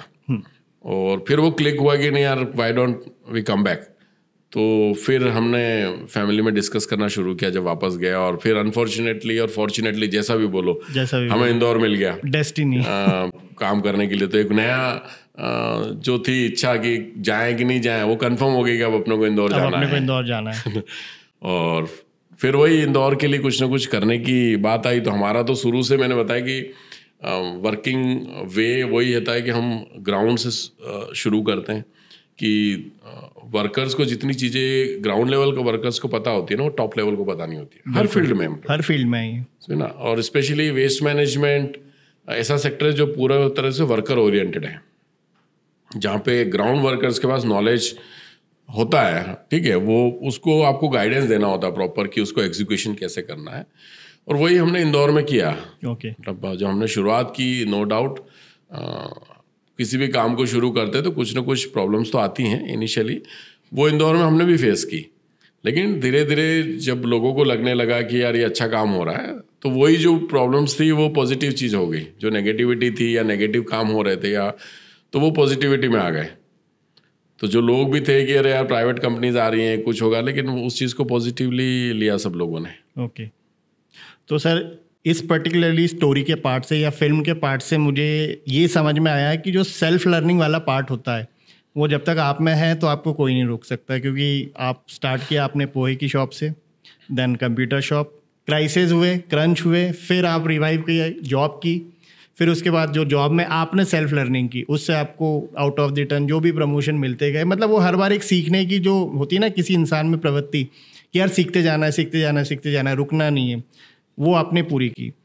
सेकेंड साइड पे जब हम आते हैं तो इस पूरी स्ट्रगल में कोई लोग सफ़र भी करते हैं, वो हमारी जनरली फैमिली ही होती है, क्योंकि जब हम कुछ बड़ा बना रहे होते हैं या जब कुछ कर रहे होते हैं हम तो पूरा उसी में डूब जाते हैं कि हमारे लिए लाइफ ही वही हो जाती है। और इस जर्नी को सपोर्ट अगर फैमिली नहीं करती है तो फिर वो कॉन्फ्लिक्ट्स बहुत होते हैं। और मैंने जहाँ तक आपकी वर्किंग देखी है या आपकी फैमिली देखी है, फैमिली को लेके आपकी एक अलग फीलिंग है, अलग इमोशन है, जो शायद आज के टाइम में ख़त्म इसलिए हो रहे हैं क्योंकि हम न्यूक्लियर फैमिली कल्चर्स में ज़्यादा जा रहे हैं। सेटल बोले तो बहुत सारे पेरेंट्स यहाँ हैं, बच्चे अब्रॉड सेटल हैं, लेकिन वही वैल्यूज़ अब मैं आपकी फैमिली में भी देखता हूँ कि आप तो आए, जैसे हार्दिक बाहर पढ़ा उसने अब्रॉड में पढ़ के आने के बाद, लेकिन उसका भी डिसीजन वही निकला कि मैं काम इंदौर में करूँगा। तो ये आपने फिर उसे बोला कि उसका सेल्फ का डिसीजन था? नहीं, ये उसका सेल्फ डिसीजन था। जैसा आपने बोला कि फैमिली हमेशा एक बैकबोन होती है आपकी सक्सेस की। मैंने भी जब कुवैत में स्टार्ट किया तो मेरी ट्रैवलिंग आज भी उतनी है। वहाँ इनिशियल पीरियड में और ज़्यादा थी, मैं डिफरेंट कंट्रीज़ में जाते थे टेक्नोलॉजी के लिए भी, हमने दुबई में काम चालू किया, अबू धाबी में, कतर में, बहरीन में। तो आप बिलीव करेंगे कितना ट्रैवलिंग करना होगा। और फैमिली रहती थी कुवैत में, तो मैं एक महीना, डेढ़ महीना टूर्स पे रहता था। तो एक फैमिली अगर सपोर्ट नहीं करती तो आज आप हो सकता है मेरा इंटरव्यू नहीं लेते, मैं वही वर्किंग करता रहता वहाँ पे लेकिन एक फैमिली का सपोर्ट था। फैमिली ने भी मुझे हमेशा एक पॉजिटिव, उन्होंने भी वो चीज़ें ली। और यहाँ आने के बाद भी ऐसा तो है नहीं कोई भी चीज़, नो डाउट तब तक हमारे पास सेटअप हो चुका था। लेकिन इंडिया में आने के बाद अगेन आपके पास कहीं किसी भी कंट्री में अगर हम जाते हैं और स्टार्ट करते हैं कुछ भी चीज़, तो डेफिनेटली आपको कुछ हैसल्स आती हैं वहाँ के इन्वायरमेंट में। मैं जैसे 15-16 साल मैंने डिफरेंट इन्वायरमेंट में काम किया। फिर आप अचानक से different country, it's your own country, your own city, फिर भी आपको कोप अप करने में टाइम लग जाता है। और उसमें फैमिली ने कहीं ना कहीं सपोर्ट किया। फैमिली ने वापस आने के लिए भी मुझे नहीं रोका। सबसे बड़ी चीज़ ये है कि मुझे, क्योंकि होता है कि फैमिली अडॉप्टिव हो जाती है उन सब चीज़ों की। फैमिली ने भी मुझे नहीं रोका कि नहीं हम वापस नहीं जाएंगे इंडिया, या हम यहाँ से कहीं और भी मूव कर सकते थे। बट फैमिली ने भी मेरे डिसीजन के साथ में ही थे कि नहीं, will go back to home. और इस पर्टिकुलर जर्नी में सर, जो जहाँ तक मैं देता हूँ एक लाइफ पार्टनर की, जैसे आपने बताया कि आप तो चले गए थे और हार्दिक को आपने 16 महीने बाद देखा था। अब वो 16 महीने पर्टिकुलरली जिस फेज़ में मैम थी वो भी बड़ा टफ रहा होगा। और ये वाली जो पूरी जर्नी होती है, ये मैं इसलिए इमेजिन कर पाता हूँ कि पर्टिकुलरली हम लोग भी अभी वो जर्नी से निकल रहे हैं। तो एक लाइफ पार्टनर का कितना इम्पोर्टेंस रहता है इस पूरी स्ट्रगल को सक्सेस में बदलने में? क्योंकि मैडम की ऑल टुगेदर एक जर्नी अलग चली, वो मैं फिर कभी एक पॉडकास्ट में मैम के साथ लोगों को के साथ शेयर करूँगा। लेकिन वो जो लाइफ पार्टनर वाला फैक्टर है, ये सारी चीज़ें मैं आपसे इसलिए बहुत फ्रीली डिस्कस कर रहा हूँ क्योंकि मुझे पता है आप आंसर देंगे। और मैं भी चाहता हूँ कि ये सारी चीज़ें लोगों तक पास ऑन हो, क्योंकि हम एक बहुत अलग एनवायरनमेंट में आजकल काम करते हैं, एक अलग दुनिया में काम कर रहे हैं। तो ये जो लर्निंग है बस हमें उन्हें ट्रांसफ़र करना है। तो that's why I am asking this question to you. देखिए, जैसे लाइफ पार्टनर का है तो आई एम ब्लेस्ड, एक अच्छा लाइफ पार्टनर मिला जिसने यहाँ तक पहुँचने में मेरी हमेशा कंधे से कंधा मिलाया फॉर ईच एंड एवरीथिंग। एक ट्रस्ट फैक्टर था। लाइफ में कहीं उतार चढ़ाव आए, हो सकता है कई बार आप गलती कर लेते हो, उसको सुधारने का काम आपका लाइफ पार्टनर करता है। वो काम मेरी लाइफ पार्टनर ने किया, वर्षा ने, कि अगर मैंने कुछ गलती की है और कुछ चीज़ें हुई हैं लाइफ में, और ये ऐसा होता है लाइफ में, बट ऑब्वियस होता है। आप ये नहीं बोल सकते कि आप कभी आपके हाथ से कभी कोई मिस्टेक नहीं होगी। बट इम्पोर्टेंट थिंग है कि अगर आपने मिस्टेक की है तो आपको उसको एक्सेप्ट कर लेना चाहिए। और एक्सेप्ट करने के बाद आपके पास में इतना दिल बड़ा भी होना चाहिए कि उसको माफ़ कर पाएँ और उसको आगे लेके चलें, है ना। इस चीज़ का उदाहरण है वर्षा। ओके, है ना। कंधे से कंधा मिलाना हमेशा। कई बार चीज़ें होती हैं जब आप टायर्ड होते हो, कुछ चीज़ें आपसे होती हैं, तो if someone is at home and said कि नहीं, don't worry, we are there, ये एक बहुत बड़ा सपोर्ट हो जाता है। जैसे मेरे फादर ने उस टाइम बोला कि टेंशन मत ले, मैं हूँ ना, तो ये एक बहुत बड़ी चीज़ हो जाती है कि एक खाली बोलना किसी के लिए कि नहीं, तो एक फैमिली का ये अगर मॉरल सपोर्ट भी मिलता है ना, that is more than enough. एक आपको अलग ही जज्बा देता है काम करने के लिए। आज हम हैं तो हम मिलके काम कर ही रहे हैं, पूरी फैमिली साथ में मिलके काम कर रहे हैं। अच्छा, एक ये थोड़ा सा एक out of the box question है।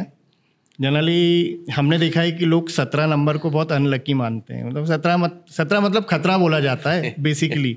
और अभी जो कन्वर्सेशन हुई हमारी इतनी, मैंने उसमें 2-3 जगह 17 सुना। एक तो 17 सुना, वो 17 महीने बाद आप वापस आए। और ऐसी क्या इंसिडेंस है, क्योंकि मुझे पता है आपकी हर चीज़ में कहीं ना कहीं 17 एसोसिएटेड है, तो ये 17 का क्या रहस्य है? बहुत चीज़ें मुझे पता है लेकिन बहुत सारी नहीं भी पता है। मैं जब कुवैत गया था तब भी 17 तारीख को गया था। अच्छा। जब मैं कुवैत से 17 महीने बाद आया था तब भी 17 अक्टूबर को आया था। ओके, है ना। 17 अक्टूबर वर्षा का बर्थडे होता है, तो एक्चुअली मेरा भी 17 बर्थ डेट है। ओके। वाइफ का भी 17 है और हमारी वेडिंग एनिवर्सरी भी 17 है। वो भी 17 है। तो कहीं ना कहीं वो एक नंबर दिमाग में है। ऐसा कोई न्यूमेरिकल न्यूमरोलॉजी का कुछ लेना देना नहीं है उसमें। मैं किसी से पूछा भी नहीं, मैं अपने हिसाब से 17 तारीख को मेरे को कुछ भी काम करना होता मैं कर लेता हूँ।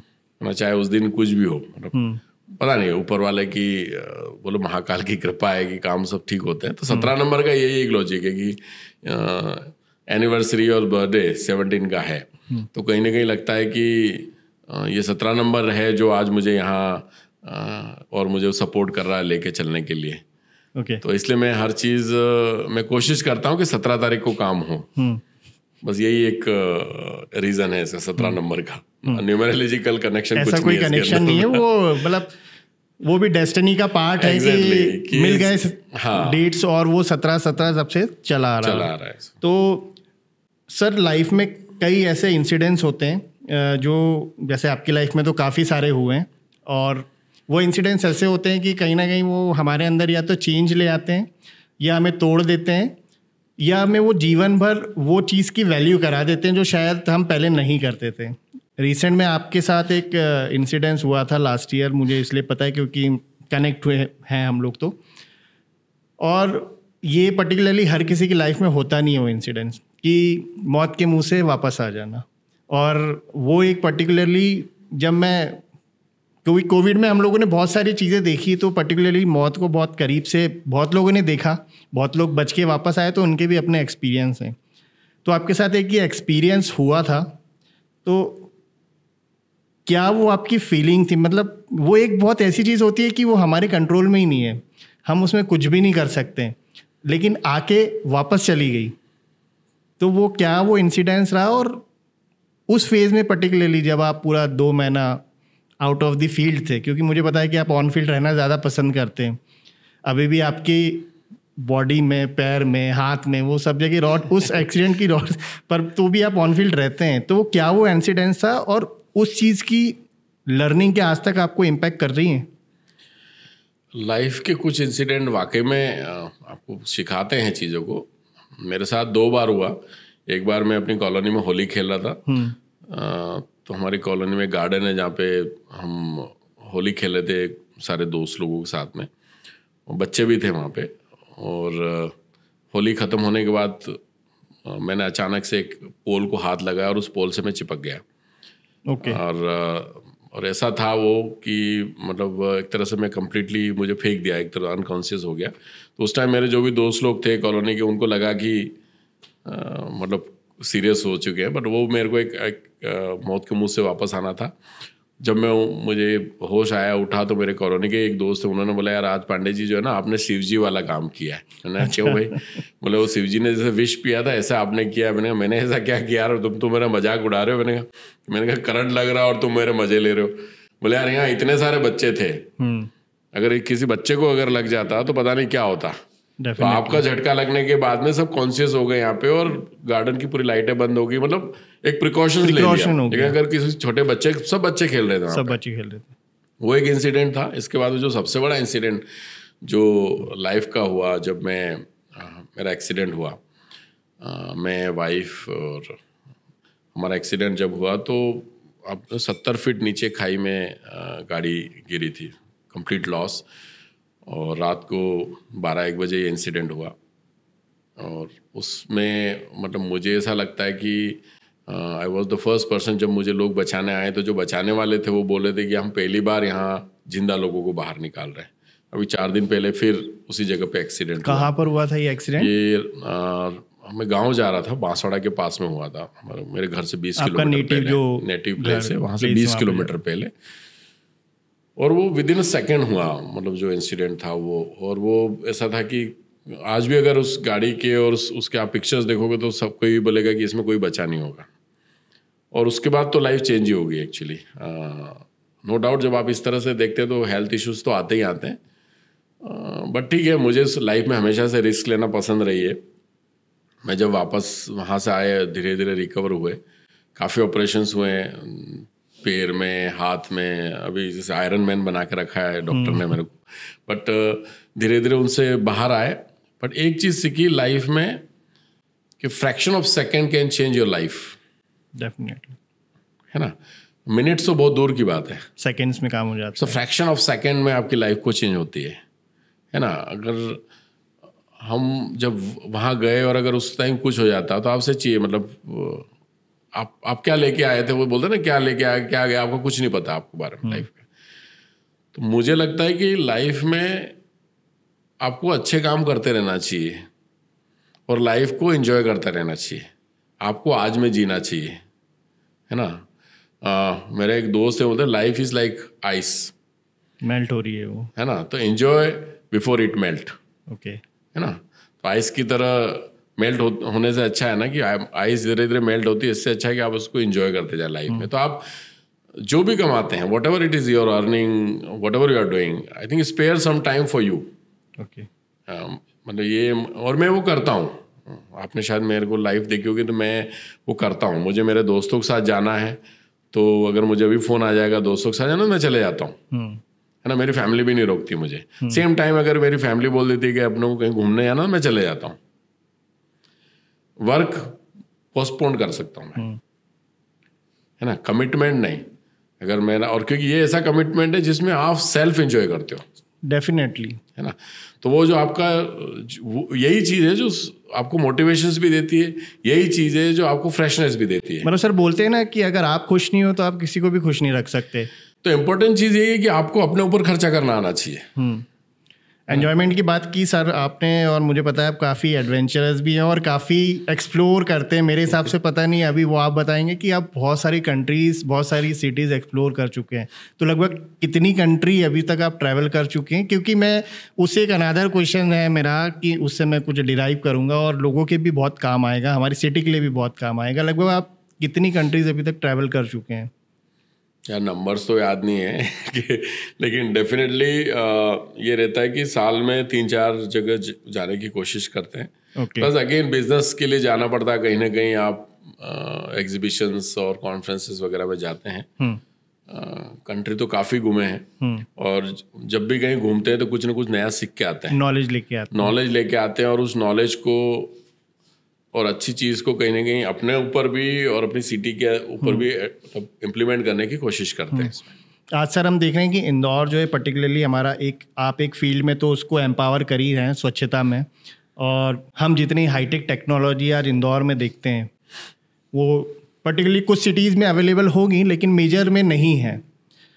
आज कई फ्रंट पे हमारा इंदौर डेवलप हो रहा है, और कई फ्रंट पे उसको अब टेक्नोलॉजिकली इतना एम्पावर होना है, क्योंकि ह्यूमन हर जगह पॉसिबल नहीं है कि वो चीज़ों को कर पाएगा। तो आप जब दूसरी कंट्री विज़िट करते हैं या कोई दूसरी ऐसी सिटी विज़िट करते हैं जो फॉरेन में लोकेटेड है, तो वहाँ कुछ बेसिक टेक्नोलॉजीज़ होती होंगी या बेसिक इंफ्रास्ट्रक्चर होता होगा जो एट प्रेजेंट आपके हिसाब से आपको लगता है कि इंदौर में ये चीज़ आएगी तो ये लोगों की लाइफ को और ईज़ करेगी या अथॉरिटी की लाइफ को भी बहुत ईज़ करेगी। तो क्या वो कुछ चीज़ें होती, जैसे मुझे जो लगता है ट्रैफिक में ये कुछ टेक्नोलॉजीज़ आनी चाहिए।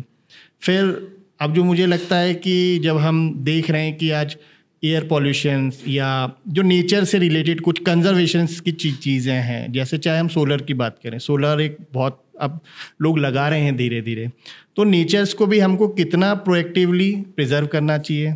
फिर एक मुझे लगता है कि अब चूँकि इंदौर का एरिया बढ़ रहा है तो हर जगह वो स्केर्सिटी ऑफ रिसोर्सेज होती जा रही हैं, उसको लेके आप क्या सोचते हैं कि कौन कौन सी वो टेक्नोलॉजीज़ हैं या कौन कौन से वो प्रोसेस हैं या सिस्टम्स हैं जो अब इंदौर में अडॉप्ट होना चाहिए? तो सबसे पहले तो मैं बताता हूँ कि जैसे बताया, अब मैं काफ़ी कंट्री घूमता हूँ, 4-5 कंट्री में अभी हमारा बिजनेस भी चल रहा है, और डेफिनेटली हम वहाँ टेक्नोलॉजी का यूज़ करते हैं और उसी में से सिलेक्ट करते हैं कि कौन सी बेस्ट इंडिया के लिए हो सकती है। इंडिया के अंदर भी हम काफ़ी सिटीज़ में काम करते हैं। तो आपने ये कभी सोचा कि सिर्फ इंदौर ही नंबर 1 क्यों आता है ना? बाकी शहर भी हैं। हाँ, इंदौर से बड़े शहर हैं, इंदौर से बड़े बजट के शहर हैं, है ना, फिर भी वो नंबर 1 नहीं आते हैं। बिल्कुल, है ना। तो इंदौर अपने आप में एक अलग शहर है, डेफिनेटली, है ना। इंदौर में सबसे अच्छी चीज़ क्या है, अगर हम एडमिनिस्ट्रेटिव वाइज देखें और पॉलिटिकल वाइज देखें, जो मेरा एक्सपीरियंस है 2016 से अभी तक का, काफ़ी पॉजिटिव है। इंदौर में आप एडमिनिस्ट्रेटिव सपोर्ट और पॉलिटिकल सपोर्ट, है ना, पॉलिटिकल सपोर्ट में सब आ गए, है ना, वो आपकी किसी भी नई चीज़ को या नए आइडिया को अडॉप्ट करने के लिए तैयार रहते हैं। एक्सेप्टेंस है हमारे यहाँ, एक्सेप्टेंस अच्छा है इंदौर के अंदर, इंटरफेरेंस नहीं है। सबसे बड़ी चीज़ ये है कि ज़्यादा इंटरफेरेंस नहीं है ना पॉलिटिकल। बहुत सी सिटीज़ में ऐसा होता है कि पॉलिटिकल्स या इंटरफेरेंस बहुत हो जाता है तो काम नहीं हो पाता है। इंदौर एक्सेप्शनल है। जैसे मैंने बताया कि हम इंडिया में भी 5-6 सिटी में काम कर रहे हैं, तो जब हम इंदौर में नंबर 1 की बात कर सकते हैं तो दूसरे शहर में क्यों नहीं कर सकते? दूसरे शहर वाले भी बोलते होंगे आप वहाँ भी काम कर रहे हैं, वो नंबर 1 है, यहाँ क्यों नंबर 1? यहाँ पे एक सबसे बड़ी चीज़ तो ये है कि 2 डिपार्टमेंट्स, हम डिपार्टमेंट बोलेंगे, पॉलिटिकल डिपार्टमेंट और एक एडमिनिस्ट्रेटिव डिपार्टमेंट, दोनों का सपोर्ट हमेशा पॉजिटिव रहा है ना। Previous mayor of Indore, current mayor of Indore, previous administration of Indore, current administration of Indore, हमेशा उनका एक इंदौर के लिए कुछ करने के लिए हमेशा वो पॉजिटिव रहते हैं। आप उनके पास कुछ आइडिया लेके जाइए कि ये हमको इंदौर में करना चाहिए, दे इजीली बोलते हैं कि ठीक है इम्प्लीमेंट करो, इसका एक बार डेमो तो इम्प्लीमेंट करते हैं। जैसे अभी आपने देखा होगा कि हमने वायु AQI लेवल नीचे लाने के लिए हमने कुछ नई चीज़ की कि हमको कुछ करना चाहिए, क्योंकि अभी कंस्ट्रक्शन बहुत ज़्यादा चल रहा है सिटी में। देखो ये भी पार्ट ऑफ डेवलपमेंट है, आप उसको क्रिटिसाइज नहीं कर सकते। देखो जब डेवलपमेंट होता है तो कुछ चीज़ों के लिए शहर को कॉम्प्रोमाइज करना पड़ता है, करना ही पड़ेगा सर। घर भी हमारा बनता है, उस चीज़ के लिए किसी को क्रिटिसाइज नहीं कर सकते। डेफिनेटली एडमिनिस्ट्रेशन, देखो आपको एक तरफ तो डेवलपमेंट चाहिए है ना, दूसरी तरफ आपको कि जो प्रॉब्लम फेस कर रहे हो आप उसको भी नहीं करना चाहते, तो वो पॉसिबिलिटी नहीं है। आप वो 2 चीज़ें नहीं कर सकते। या तो आप डेवलपमेंट की तरफ बढ़ो और थोड़ा सा कॉम्प्रोमाइज़ करो शहर के लिए, क्योंकि ये आपके फ्यूचर के लिए है। आज हम बैठे हैं, आपकी जनरेशन या नेक्स्ट जनरेशन के लिए जो प्लानिंग करते हैं, अर्बन प्लानिंग जो चलती है वो इसी हिसाब से चलती है। तो जब प्लानिंग होती है तो डेफिनेटली किसी भी शहर में जाइए, आज आप not only in India, out of India भी आप किसी भी शहर में जाएंगे और जब इस तरह के डेवलपमेंट होते हैं तो कुछ नेगेटिव इम्पैक्ट चीज़ों पे आता है, इफेक्ट है। मतलब ये कोई वो नहीं है कि आप उसको, आप मेट्रो का काम चल रहा है और आप बोलोगे धूल मिट्टी नहीं उड़े, पॉसिबल नहीं है। अगर आप घर बना रहे हो और पड़ोसी के घर में आप बोलोगे कि यहाँ धूल मिट्टी नहीं जाएगी, that is next to impossible. मतलब वो कुछ ना कुछ तो होगा। तो मुझे लगता है कि बीइंग अ सिटीजन, इसको आपको हमेशा पॉजिटिव लेना चाहिए। Yes, you have a rights, democracy में सबको राइट है ना बोलने के लिए, बोलना भी चाहिए, इससे हर आदमी अलर्ट रहता है। बट जब बात करते हैं हम सक्सेस की और नंबर 1 की, तो इंदौर में सक्सेस रेशो इसीलिए है कि दोनों डिपार्टमेंट हमेशा सपोर्टिव है, और सबसे बड़ा काम वो है इंदौर का लोगों का सबसे बड़ा काम है ये, क्योंकि हम बड़े दूसरे शहरों में भी काम करते हैं, जो इंदौर के लोग सपोर्ट करते हैं वो दूसरे शहरों में नहीं हो पाता है। मतलब बोल सकते हैं sir, Indoris are more emotional and attached towards. Indori लोग एडॉप्ट बहुत जल्दी करते हैं। इंदौर में हमको 1 या 2 बार बोलना होता है कि आपको ये करना है, ये नहीं करना है, और आप नेक्स्ट डे देखोगे वो काम हो जाता है ना। और इसलिए इंदौर में टेक्नोलॉजी को इंट्रोड्यूस करना इज ईजी, क्योंकि यहाँ अवेयरनेस है ऐसा। आज आप भी शहर में जाएंगे, घूमेंगे, बाइक से घूमो या 4 व्हीलर से घूमो या बस से घूमो, आप कचरा बाहर फेंकने की आपको कहीं ना कहीं ऐसा लगे यार मैं क्यों फेंकूं, आप जेब में रख देते हो, कुछ नहीं है तो ये बहुत बड़ा पॉजिटिव पॉइंट है इंदौर के लिए। तो तीनों चीजें जब मिल जाती हैं, आपका administrative, political and citizen of city, आप तो सक्सेस होनी है। जब आप तीनों मिलके कर रहे हो, ट्रायंगल आपका मजबूत है, तो आपको कोई वो नहीं कर सकता। और इंदौर का मेन रीजन ये है कि 7 ईयर से कंटिन्यू आना, नो डाउट इंदौर उसके अंदर काफ़ी चीज़ें नई लेते हुए आ रहा है, और उसको एक्सेप्ट करने में मुझे नहीं लगता कि किसी को भी ऐसा लगेगा कि इंदौर का सक्सेस सिर्फ से इसीलिए कि ये तीनों मिलके काम करते हैं। रही बात टेक्नोलॉजी की, तो इंदौर में आज भी बहुत सारी चीज़ें ऐसी हैं जो की जा सकती हैं। आज भी इंदौर अगर देखो टेक्नोलॉजी वाइज हम काफ़ी शहरों से बहुत ऊपर हैं। जो मशीनें चल रही हैं नगर निगम के पास, जो ट्रेंचिंग ग्राउंड पे जो फैसिलिटीज़ हैं, कलेक्शन फैसिलिटीज़ हैं, वो आज भी बहुत सी सिटी में नहीं है टेक्नोलॉजी वाइज। अब रही बात जैसे इंदौर के ट्रैफिक मैनेजमेंट की, डेफिनेटली इंदौर का ट्रैफिक एक कंसर्न है, पर मुझे लगता है कि ये भी अगर इंदौर की जनता ठान ले तो हो जाएगा। बट यस, थोड़ा सा अवेयरनेस की कमी है, जो मुझे लगता है कि इस पर ज़्यादा फोकस करना चाहिए कि awareness is important, penalties is a secondary option. पहला काम होता है अवेयरनेस। अगर फ्रेंडली अवेयरनेस की जाए सिटी में, तो मुझे लगता है कि ये इजी है इसको एक्सेप्ट करना लोगों के लिए, और वो इंदौर की जनता कर लेती है। बाकी अगर हम इंदौर में, अगर आप बोलो इनोवेटिव क्या चीज़ें लेके आ सकते हैं, यार इनोवेटिव के लिए तो ऐसा हो गया कि आज बहुत सारी चीज़ें हैं। हम इंदौर को सोलर सिटी बना सकते हैं कि मैक्सिमम काम जो स्ट्रीट लाइट्स हैं, मैक्सिमम आपके सिग्नल्स हैं, आप उसको सोलर बेस कर सकते हो। आपके जो जेब्रा क्रॉसिंग है, आप जेब्रा क्रॉसिंग से इलेक्ट्रिसिटी जनरेट कर सकते हो। हमारे यहाँ पे जेब्रा क्रॉसिंग से इलेक्ट्रिसिटी, हाँ, जो जेब्रा क्रॉसिंग होती है वहाँ पे ऐसी टेक्नोलॉजी आती है कि जब आप लोग वॉक करते हैं तो उसके नीचे सारी मशीनरी से यूनिट लगाई जाती है। आप जब वॉक करते हो तो आपकी जो फ्रैक्शंस, आपकी जो एनर्जी होती है, बॉडी की एनर्जी को वो एब्जॉर्ब करता है। ओके। और वो एब्जॉर्ब करके इलेक्ट्रिसिटी में कन्वर्ट करता है। तो वहाँ के जो सिग्नल हैं आप उससे चला सकते हो। ओके। और ये प्रूवन है, मतलब बहुत सी सिटीज, बहुत सी कंट्री में ये चल रहा है जिसमें कि आप जब जेब्रा क्रॉसिंग पे लोग इधर से उधर जाते हैं तो उनकी एनर्जी, जैसे टेम्पल्स हो गए, हम जैसे उज्जैन हो गया या बड़े बड़े टेम्पल्स है जहाँ पे फुटफॉल बहुत ज़्यादा होता है, कि जहाँ पे लोग पैदल बहुत चलते हैं, तो वहाँ आप इसको लगाएंगे तो जितने लोग पैदल चलते हैं उतनी एनर्जी जनरेट होती है कि आपकी बॉडी की स्टैटिक एनर्जी जो बोलते हैं आप, स्टैटिक एनर्जी जो होती है वो एब्जॉर्ब होती है। ओके। और उससे आप इलेक्ट्रिसिटी जनरेट होती है, बहुत सारी चीज़ें चलती हैं, एलईडी चलती हैं, वहाँ की लोकल लाइट्स चलती हैं, मतलब आप यूज़ कर सकते हैं। मतलब लोकली कंजम्पशन के लिए हम लोकली पावर प्रोड्यूस कर सकते हैं बजाय इलेक्ट्रिसिटी यूज करने के। बहुत सारी इनोवेटिव चीज़ें हैं जिनको करना चाहिए। जैसे इंदौर में अब आगे अभी वेस्ट मैनेजमेंट में इंदौर में है, तो अब इंदौर का अब टाइम आ गया जिसमें मुझे लगता है कि पर हाउस होल्ड अभी हमारा एक ही टैक्स है। मुझे लगता है ये, I am not a political person और समथिंग लाइक दैट, बट ये दूसरी शहरों में होता है। इससे क्या होता है कि मिनिमाइज होती हैं चीज़ें, लोग रीयूज करना ज़्यादा शुरू करते हैं। व्हेन यू नो कि आप जितना कचरा प्रोड्यूस करोगे उतना पैसा लगेगा, as per your waste would be your tax. Yes, okay. आप अगर 1 किलो कर रहे हो तो आपको 1 किलो का पैसा देना, आप 100 ग्राम कर रहे हो तो आपको 100 ग्राम का पैसा देना, आप 5 किलो करोगे तो 5 किलो का पैसा देना है। तो अगर आप वो जिस दिन आ जाएगा तो आप लोग क्या करेंगे, मैक्सिमम रीयूज करने की कोशिश करेंगे, है ना। और कहीं ना कहीं जो वो जो वेस्ट जनरेट होता है और उसमें जो पैसा कलेक्ट होता है वो कहीं ना कहीं गवर्नमेंट आप ही के ऊपर वापस इन्वेस्ट करती है। ऐसा तो है नहीं कि वो पैसा गवर्नमेंट कहीं इधर उधर गया, वो तो पैसा आप ही के उस पर होता है। लेकिन ये इसी चीज़ है जो करने से, और मैक्सिमम यूरोपियन कंट्रीज और उसमें यही होता है, वेइंग स्केल लगा रहता है ऑटोमेटिकली। व्हीकल्स आती है, जैसे उठाती है उसको पता चल जाता है, टिकट आया था तुरंत कि हाउस नंबर 100 इतना वेस्ट ऑटोमेशन रहता है वहाँ पर। हाँ, और आपका महीने का बिल आया था उसका। वीकली बिल्स प्रोड्यूस करते हैं वो लोग, आपको वीकली बिल आ जाएगा कि ये हफ्ते में आपका इतना वेस्ट जनरेट हुआ है। और आप अगर इसमें एड ऑन एक अच्छी इनोवेटिव चीज उन्होंने कर रखी है कि अगर आप उनको रिसाइक्लेबल देते हो ज़्यादा, तो जो वेस्ट का आपका जो बिल आया उसमें जो रिसाइक्लेबल का उतना माइनस हो जाता है। अच्छा सर, ये तो रही इंदौर पर्सपेक्टिव से बात। आज इंदौर को हम एज अ स्टार्टअप सिटी भी प्रोजेक्ट करते हैं। आईटी सिटी तो है ही, क्लीनेस्ट सिटी भी है, लेकिन उसी के साथ स्टार्टअप सिटी भी बोला जाता है इंदौर को। इंदौर में आज कई सारे ऐसे बिजनेसेस बन रहे हैं, कई सारे स्टार्टअप्स आ रहे हैं, कई सारे एंटरप्रेन्योर्स काम कर रहे हैं।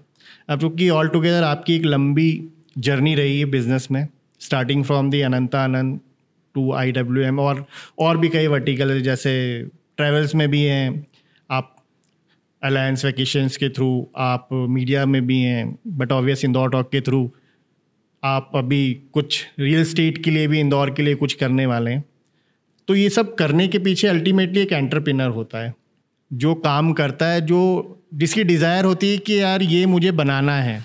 लेकिन आज का जो एंटरप्रेन्योर वर्ल्ड है ये मतलब बहुत स्ट्रेसफुल हो गया है, बहुत कहेंगे कि कॉम्प्रोमाइज़ से भी कई बार भरा हो जाता है, और कई बार कंपैरिजन और कंपटीशन को लोग ज़्यादा तवज्जो देते हैं बजाय अपने ऊपर बोलेंगे ना बिलीफ रखने के।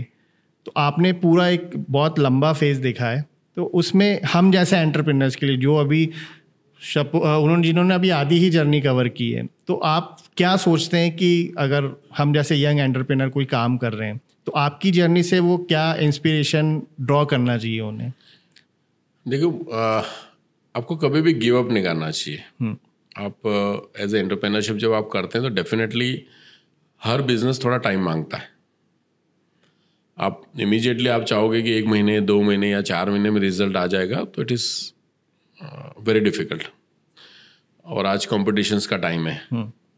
इवन आप कुछ नई इनोवेटिव चीज़ लेके भी आओगे, it's your own idea which you want to implement, तो लोगों तक पहुंचने में भी टाइम लगता है। तो मेरा ऐसा है कि जितने भी न्यू जनरेशन से या न्यू एंटरप्रेन्योर आ रहे हैं, एक तो काम पे फोकस करें, अपना 100% देने की कोशिश करें।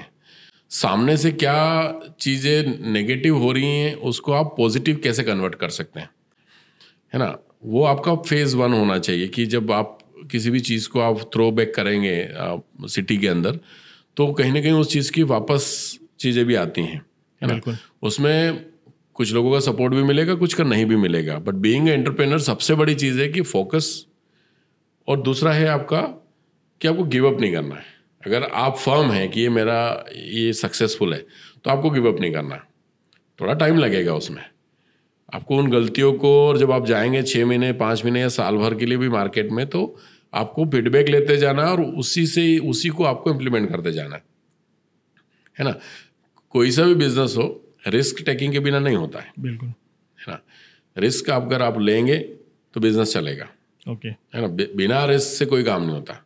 रिस्क मतलब ये नहीं है कि आपको कुछ भी, मतलब risk on in the business, ये आप 6 महीने काम करोगे या साल भर आप दोगे, आप एफर्ट भी लगाओगे, वो भी तो एक रिस्क है, वो भी एक रिस्क है। आप अपना 100% देने की कोशिश कर रहे हो तो ये रिस्क ही है ना। नहीं तो आपको लगेगा यार मैं कहीं इतने में तो जॉब भी कर सकता हूँ या मुझे कुछ और भी कर सकता हूँ, बिल्कुल, है ना। कई बार थॉट्स आते हैं, कई बार थॉट आते हैं, जब करते हैं तो इस तरह की आती हैं, लेकिन अगर आपको लग रहा है कि ये चीज़ करनी चाहिए तो मुझे लगता है कि you should work on that, okay, और उसका आपको 100% आपको देना चाहिए। क्योंकि जब आप 100% दोगे ना, तो अगर आप उसमें कुछ थोड़ा बहुत फेल भी हो जाओगे ना, तो आपको रिग्रेट नहीं होगा, क्योंकि आपने पूरी कोशिश की, है ना। आप अगर उसमें से थोड़ा सा भी रहोगे तो आपको रिग्रेट है, यार मैंने इतना कर लिया होता तो थोड़ा और अच्छा होता। बट आप जब उतना भी कर लोगे 100%, तो मुझे नहीं लगता कि आप फेल हो जाओगे।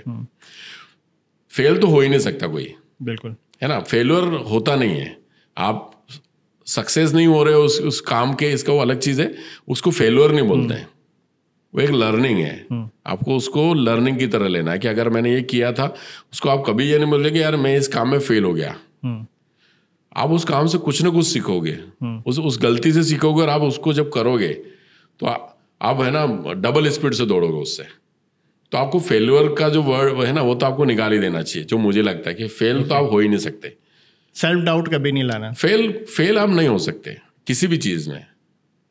आपको कुछ चीज़ हुई है, आप उसमें नहीं कर पाए, आप तो उसको आपको फिर से कहीं ना कहीं कुछ और चीज़ें जोड़ के रिवील कर सकते हो। आप उसको फेल्योर नहीं होता, आप उससे कुछ ना कुछ नया सीखोगे आप उससे, क्योंकि कोई भी चीज़ है अगर नहीं चलती है ना, आपको सिखा के जाती है, ओके, है ना। तो फेल्योर नहीं होता, वो एक लर्निंग है, ओके। आप उसको लर्निंग की तरह लेना चाहिए। सर, अभी तक की जो कन्वर्सेशन हुई है उसमें मैंने देखा है कि एक तो आपकी 2-3 चीज़ों पे मेजर फोकस रहा है। एक सेल्फ लर्निंग, दूसरा सेल्फ बिलीफ, और एक तीसरा रिलेशंस, जो आज की तारीख में कहीं ना कहीं डाइल्यूट होते जा रहे हैं या कहीं ना कहीं किसी चीज़ के लिए बन गए हैं। और ऐसे ही कुछ रिलेशंस आज की तारीख में हम जो देख रहे हैं कि एक जेनजी ज़माना चल रहा है, स्पेशली मैं बोलूँगा फादर और सन का रिलेशन, वो एक बड़ा ही कॉम्प्लिकेटेड रिलेशन होता है। जैसे बोला भी जाता है कि कभी भी बच्चे अपनी बात अपने पिताजी से शेयर नहीं करते। माँ से तो जनरली कर देते हैं, लेकिन पिता से शेयर नहीं करते। लेकिन जो मैंने आपका रिलेशन देखा है आपके दोनों बेटों से, क्योंकि वो जेन ज़ी के ज़माने के बच्चे हैं, तो आज के टाइम में जब लोग या बच्चे हाइड करना चीज़ें ज़्यादा पसंद करते हैं, तो आपकी रिलेशन भी चूँकि आपके फादर से एक एक्स्ट्रा ऑर्डिनरी रही है, और वही चीज़ मैं हार्दिक और मानस में भी देखता हूँ। तो ये कैसे हम डाल सकते हैं आज की जनरेशन में, बीइंग अ फादर, क्योंकि मैं भी एक बच्चे का फादर हूँ, तो क्या वो चीज़ें होना चाहिए जो हमें हमारी अपब्रिंगिंग में डालना चाहिए? क्योंकि आपने एक अलग एनवायरनमेंट में उन दोनों को बड़ा किया है, एक फॉरेन एनवायरनमेंट में, और वापस उनको अब्रॉड में पढ़ने के बाद now they are settled in Indore. वेरस होता रिवर्स है कि इंदौर का बच्चा आज फॉरेन में सेटल हो रहा है। तो अपब्रिंगिंग में क्या वो चीज़ें डालना चाहिए कि लोग या बच्चे हमारे से, हमारी रूट से, हमारी फैमिली से, हमारी वैल्यूज से कनेक्टेड रहें? देखिए, सबसे बड़ी चीज़ है बॉन्डिंग करने के लिए आपको उनको थोड़ी फ्रीडम विथ रेस्ट्रिक्शंस, ओके, है ना, बच्चों को देनी चाहिए। आपको बच्चे इतने फ्री होने चाहिए आपसे कि वो आपसे कुछ भी बात कर पाए, है ना। और आपका रिएक्शन भी ऐसा होना चाहिए कि उनको वो चीज़ बोलने में हेसिटेशंस ना हो, है ना। आज एज यू सेड कि जेन ज़ी जनरेशन आ गई है, ठीक है, वहाँ आप उनके ऊपर एग्रेसिव नहीं जा सकते, और एग्रेसिव तो ऐसे भी पेरेंट्स को जाना भी नहीं चाहिए। जितने फ्रेंडली आप बच्चों के साथ रहोगे उतना ही वो सेफ महसूस करते हैं और उतना ही वो फ्री महसूस करते हैं कि यार मैं मेरे पेरेंट्स से कुछ भी बात कर सकता हूँ, शेयर कर सकता हूँ कुछ, है ना। और मेरे साथ यही है कि शुरू से जब हम ये बाहर भी थे तो हमारा ये था कि हम लोग साथ में बैठ के बात करते थे, हर चीज़ पूछते थे एंड वहीं से वो चीज़ बताते भी थे। आज दोनों एडल्ट हो गए, आज बाहर रहते थे, एक लंदन में था, एक यूएस में था, फिर भी वहाँ से भी कुछ भी चीज़ होती थी तो हम कॉल करके भी बता देते। तो ये एक बड़ा, और वो इसका रीज़न वही है कि उनको पता है कि हमारा रिएक्शन कैसा आएगा, क्योंकि आज की जनरेशन्स को अगर आपको साथ में लेके चलना है तो आपको वो क्या सोचते हैं उस हिसाब से आपको सोचना होगा। आप ये नहीं कर सकते कि आप क्या चल रहा था। यस डेफिनेटली आप उनको अपने जो कल्चर है आप उनको कल्चर सिखाना जरूरी है, नो डाउट, क्योंकि वही आगे लेके जाता है अपने सोसाइटी, अपने मेंबर्स, अपनी फैमिली, है ना, उन सबसे मिलाना, अपने जो गांव, अपने गाँव में हो गया या शहरों में या रिलेटिव्स के यहाँ जो प्रोग्राम होते हैं वहाँ उनको लेके जाना, ठीक है। तो ये सारी चीज़ें उनको करना ज़रूरी है जिससे उनको सब तरह की नॉलेज आए, ठीक है। एक रिलेशंस, यस, लेकिन रिलेशन आपकी के साथ नहीं, उनको दुनियादारी के रिलेशंस पे भी समझ में आनी चाहिए कि व्हाट इज़ गोइंग ऑन। उनको उनके साथ भी अटैचमेंट होना ज़रूरी है। अगर आपकी फैमिली आपके साथ अटैचमेंट है और आपके दूसरे लोग फैमिली मेम्बर के साथ अटैचमेंट नहीं है, that is also wrong. 360 degree, हाँ, मतलब आप सिर्फ पेरेंट्स के साथ जुड़े हुए हो, ठीक है, पेरेंट्स के साथ आप हर चीज़ शेयर कर सकते हो, वो आपकी एक फ्रेंडशिप होनी चाहिए। आज की तारीख में तो बच्चे जब आप एक टीनेजर्स के एज में आ जाते हैं, टीनेज जैसे ही बोलते हैं, तो आप पेरेंट्स नहीं होते हो, आपको उनको एक दोस्त की तरह काम करना है ना। आप उनके गले में हाथ लग के उनसे जैसे वो दोस्तों की बात करते हैं आपको ऐसे बात करनी पड़ेगी, तब तो वो भी आपके साथ हंसी मजाक में हर चीज़ शेयर करेंगे। पर जहाँ टीनेज में आके जहाँ सबसे ज़्यादा चांसेस होते हैं डाइवर्सिफिकेशंस के, इधर उधर जाने के, वहाँ अगर आप स्ट्रांग हो जाओगे या वहाँ आप उनको सपोर्ट नहीं करोगे तो they will have different path.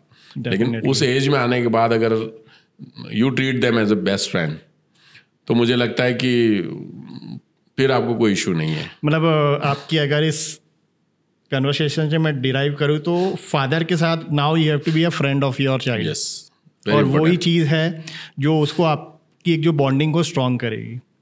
ये सर एक कन्वर्सेशन पूरी एक मैं बोलूँगा मुझे तो काफ़ी इंसाइटफुल रही और काफ़ी सारी बातें वो पता पड़ी जो शायद अभी हमारे भी कुछ 8 साल की बॉन्डिंग हो गई और रिलेशन हो गए तो मुझे नहीं पता थी बहुत सी बातें। सर इस कन्वर्सेशन को रिकॉर्ड करने के लिए मैं कई सारी चीज़ें आपकी पढ़ रहा था और रिसर्च कर रहा था, तो मैंने एक फैक्टर देखा कि आपकी जितनी भी कंपनियां हैं वो कहीं ना कहीं विमेन ड्रिवन ज़्यादा हैं। IWM में देखें तो महिलाएं गाड़ी चला रही हैं या कई ऐसी रिस्पॉन्सिबिलिटी पूरी कर रही हैं जो शायद नहीं होती हैं।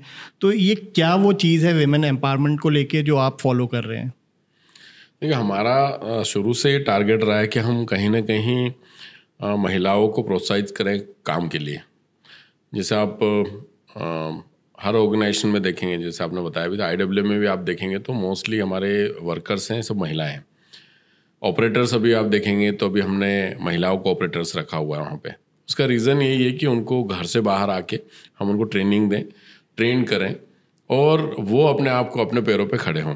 इसी में जैसे हमारी जो झील फैक्ट्री बदनावर में आई हैं उसमें देखेंगे अभी ऑलमोस्ट 4000 महिलाएं काम कर रही हैं फैक्ट्री में और उनको ट्रेंड करके वहीं उसी एरिया की महिलाएं हैं जिनको हम रोज़गार दे रहे हैं। ओके। तो हमारा मेन उद्देश्य ये है कि महिलाओं को अपने पैरों पे खड़ा करना, जिससे वो कहीं ना कहीं क्या होता है जब महिलाएं घर से बाहर आती हैं और वर्किंग उस एनवायरनमेंट में आती हैं तो उनका डिसीजन पावर बढ़ जाता है बहुत सारी चीज़ों में, और ये आपको दिखता है जब वो वर्किंग एटमॉस्फेयर में आती हैं। Okay. तो हमारा यही रहता है कि कहीं ना कहीं, और वो जब आती हैं महिलाएं, जब आप वर्किंग कल्चर में आती हैं और आप उनको करो तो कहीं ना कहीं वो उस जो लर्निंग है डे टू डे लाइफ की, वो कहीं ना कहीं अपने बच्चों में भी डालने की कोशिश करती हैं।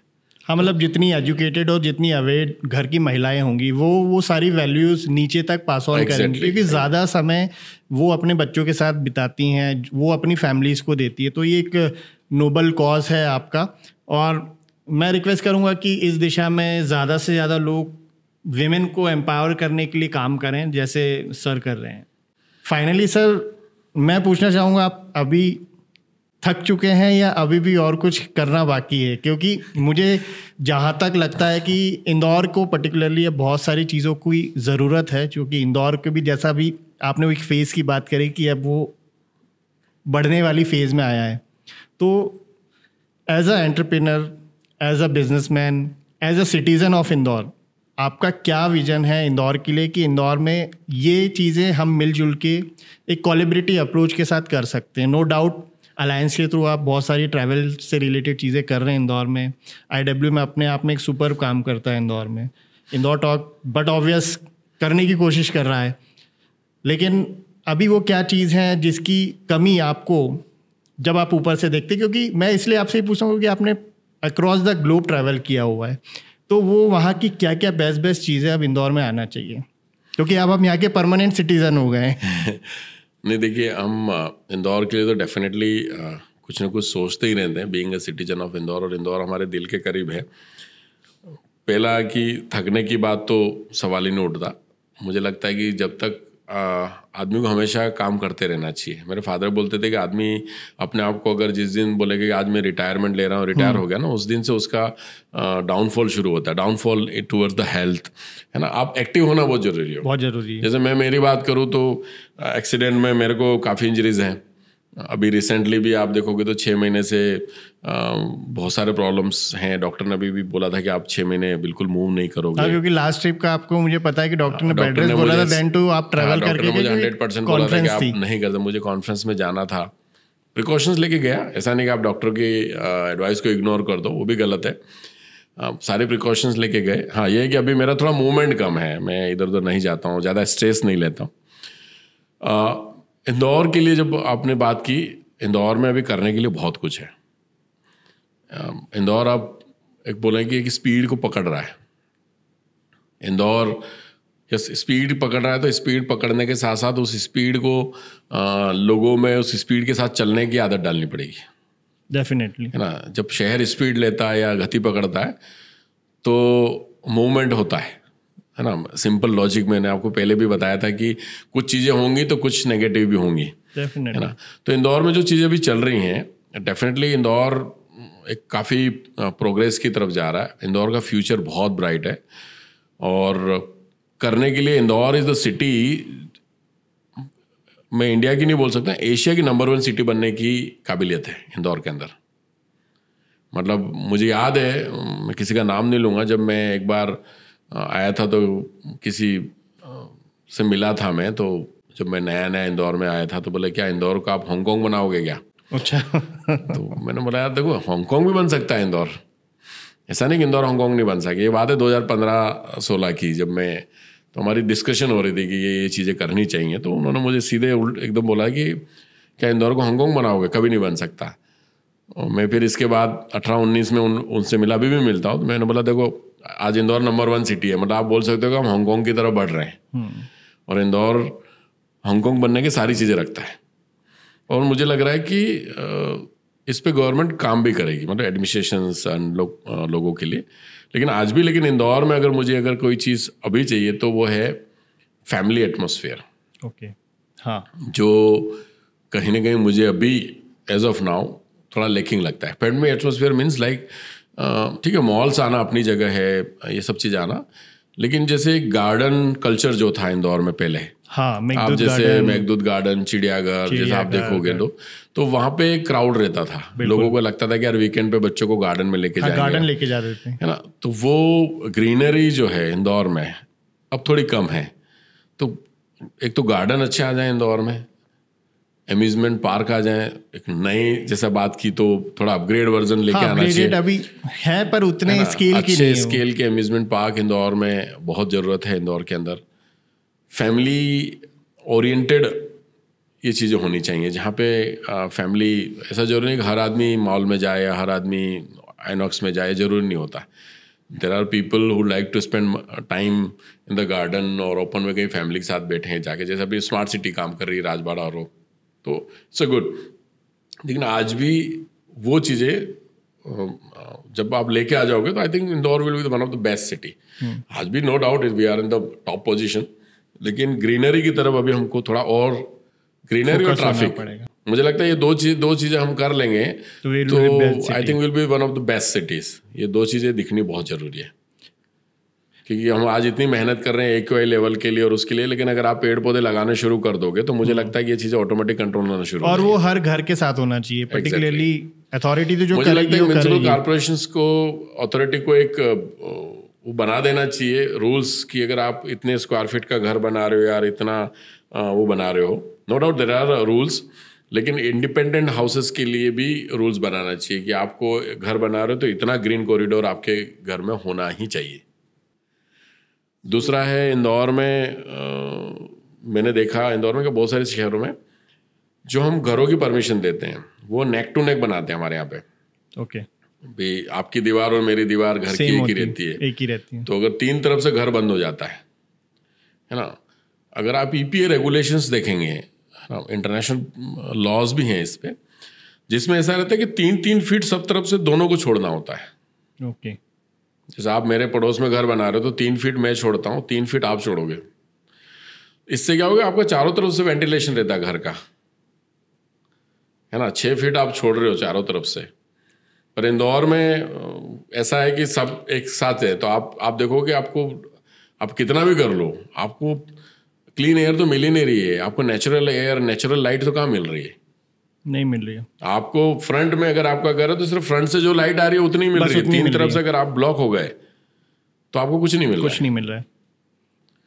तो मुझे लगता है कि अब नेक्स्ट फेज जो इंदौर का आना चाहिए, जिसमें गवर्नमेंट को काम करना चाहिए, उसमें ये मैंडेटरी कर देना चाहिए कि एक तो ग्रीन एरिया होना चाहिए और दूसरा आपको घर के चारों तरफ का कुछ एरिया छोड़ के रखना है, जिससे आपको उस घर के रहने वालों के लिए फ़ायदा है।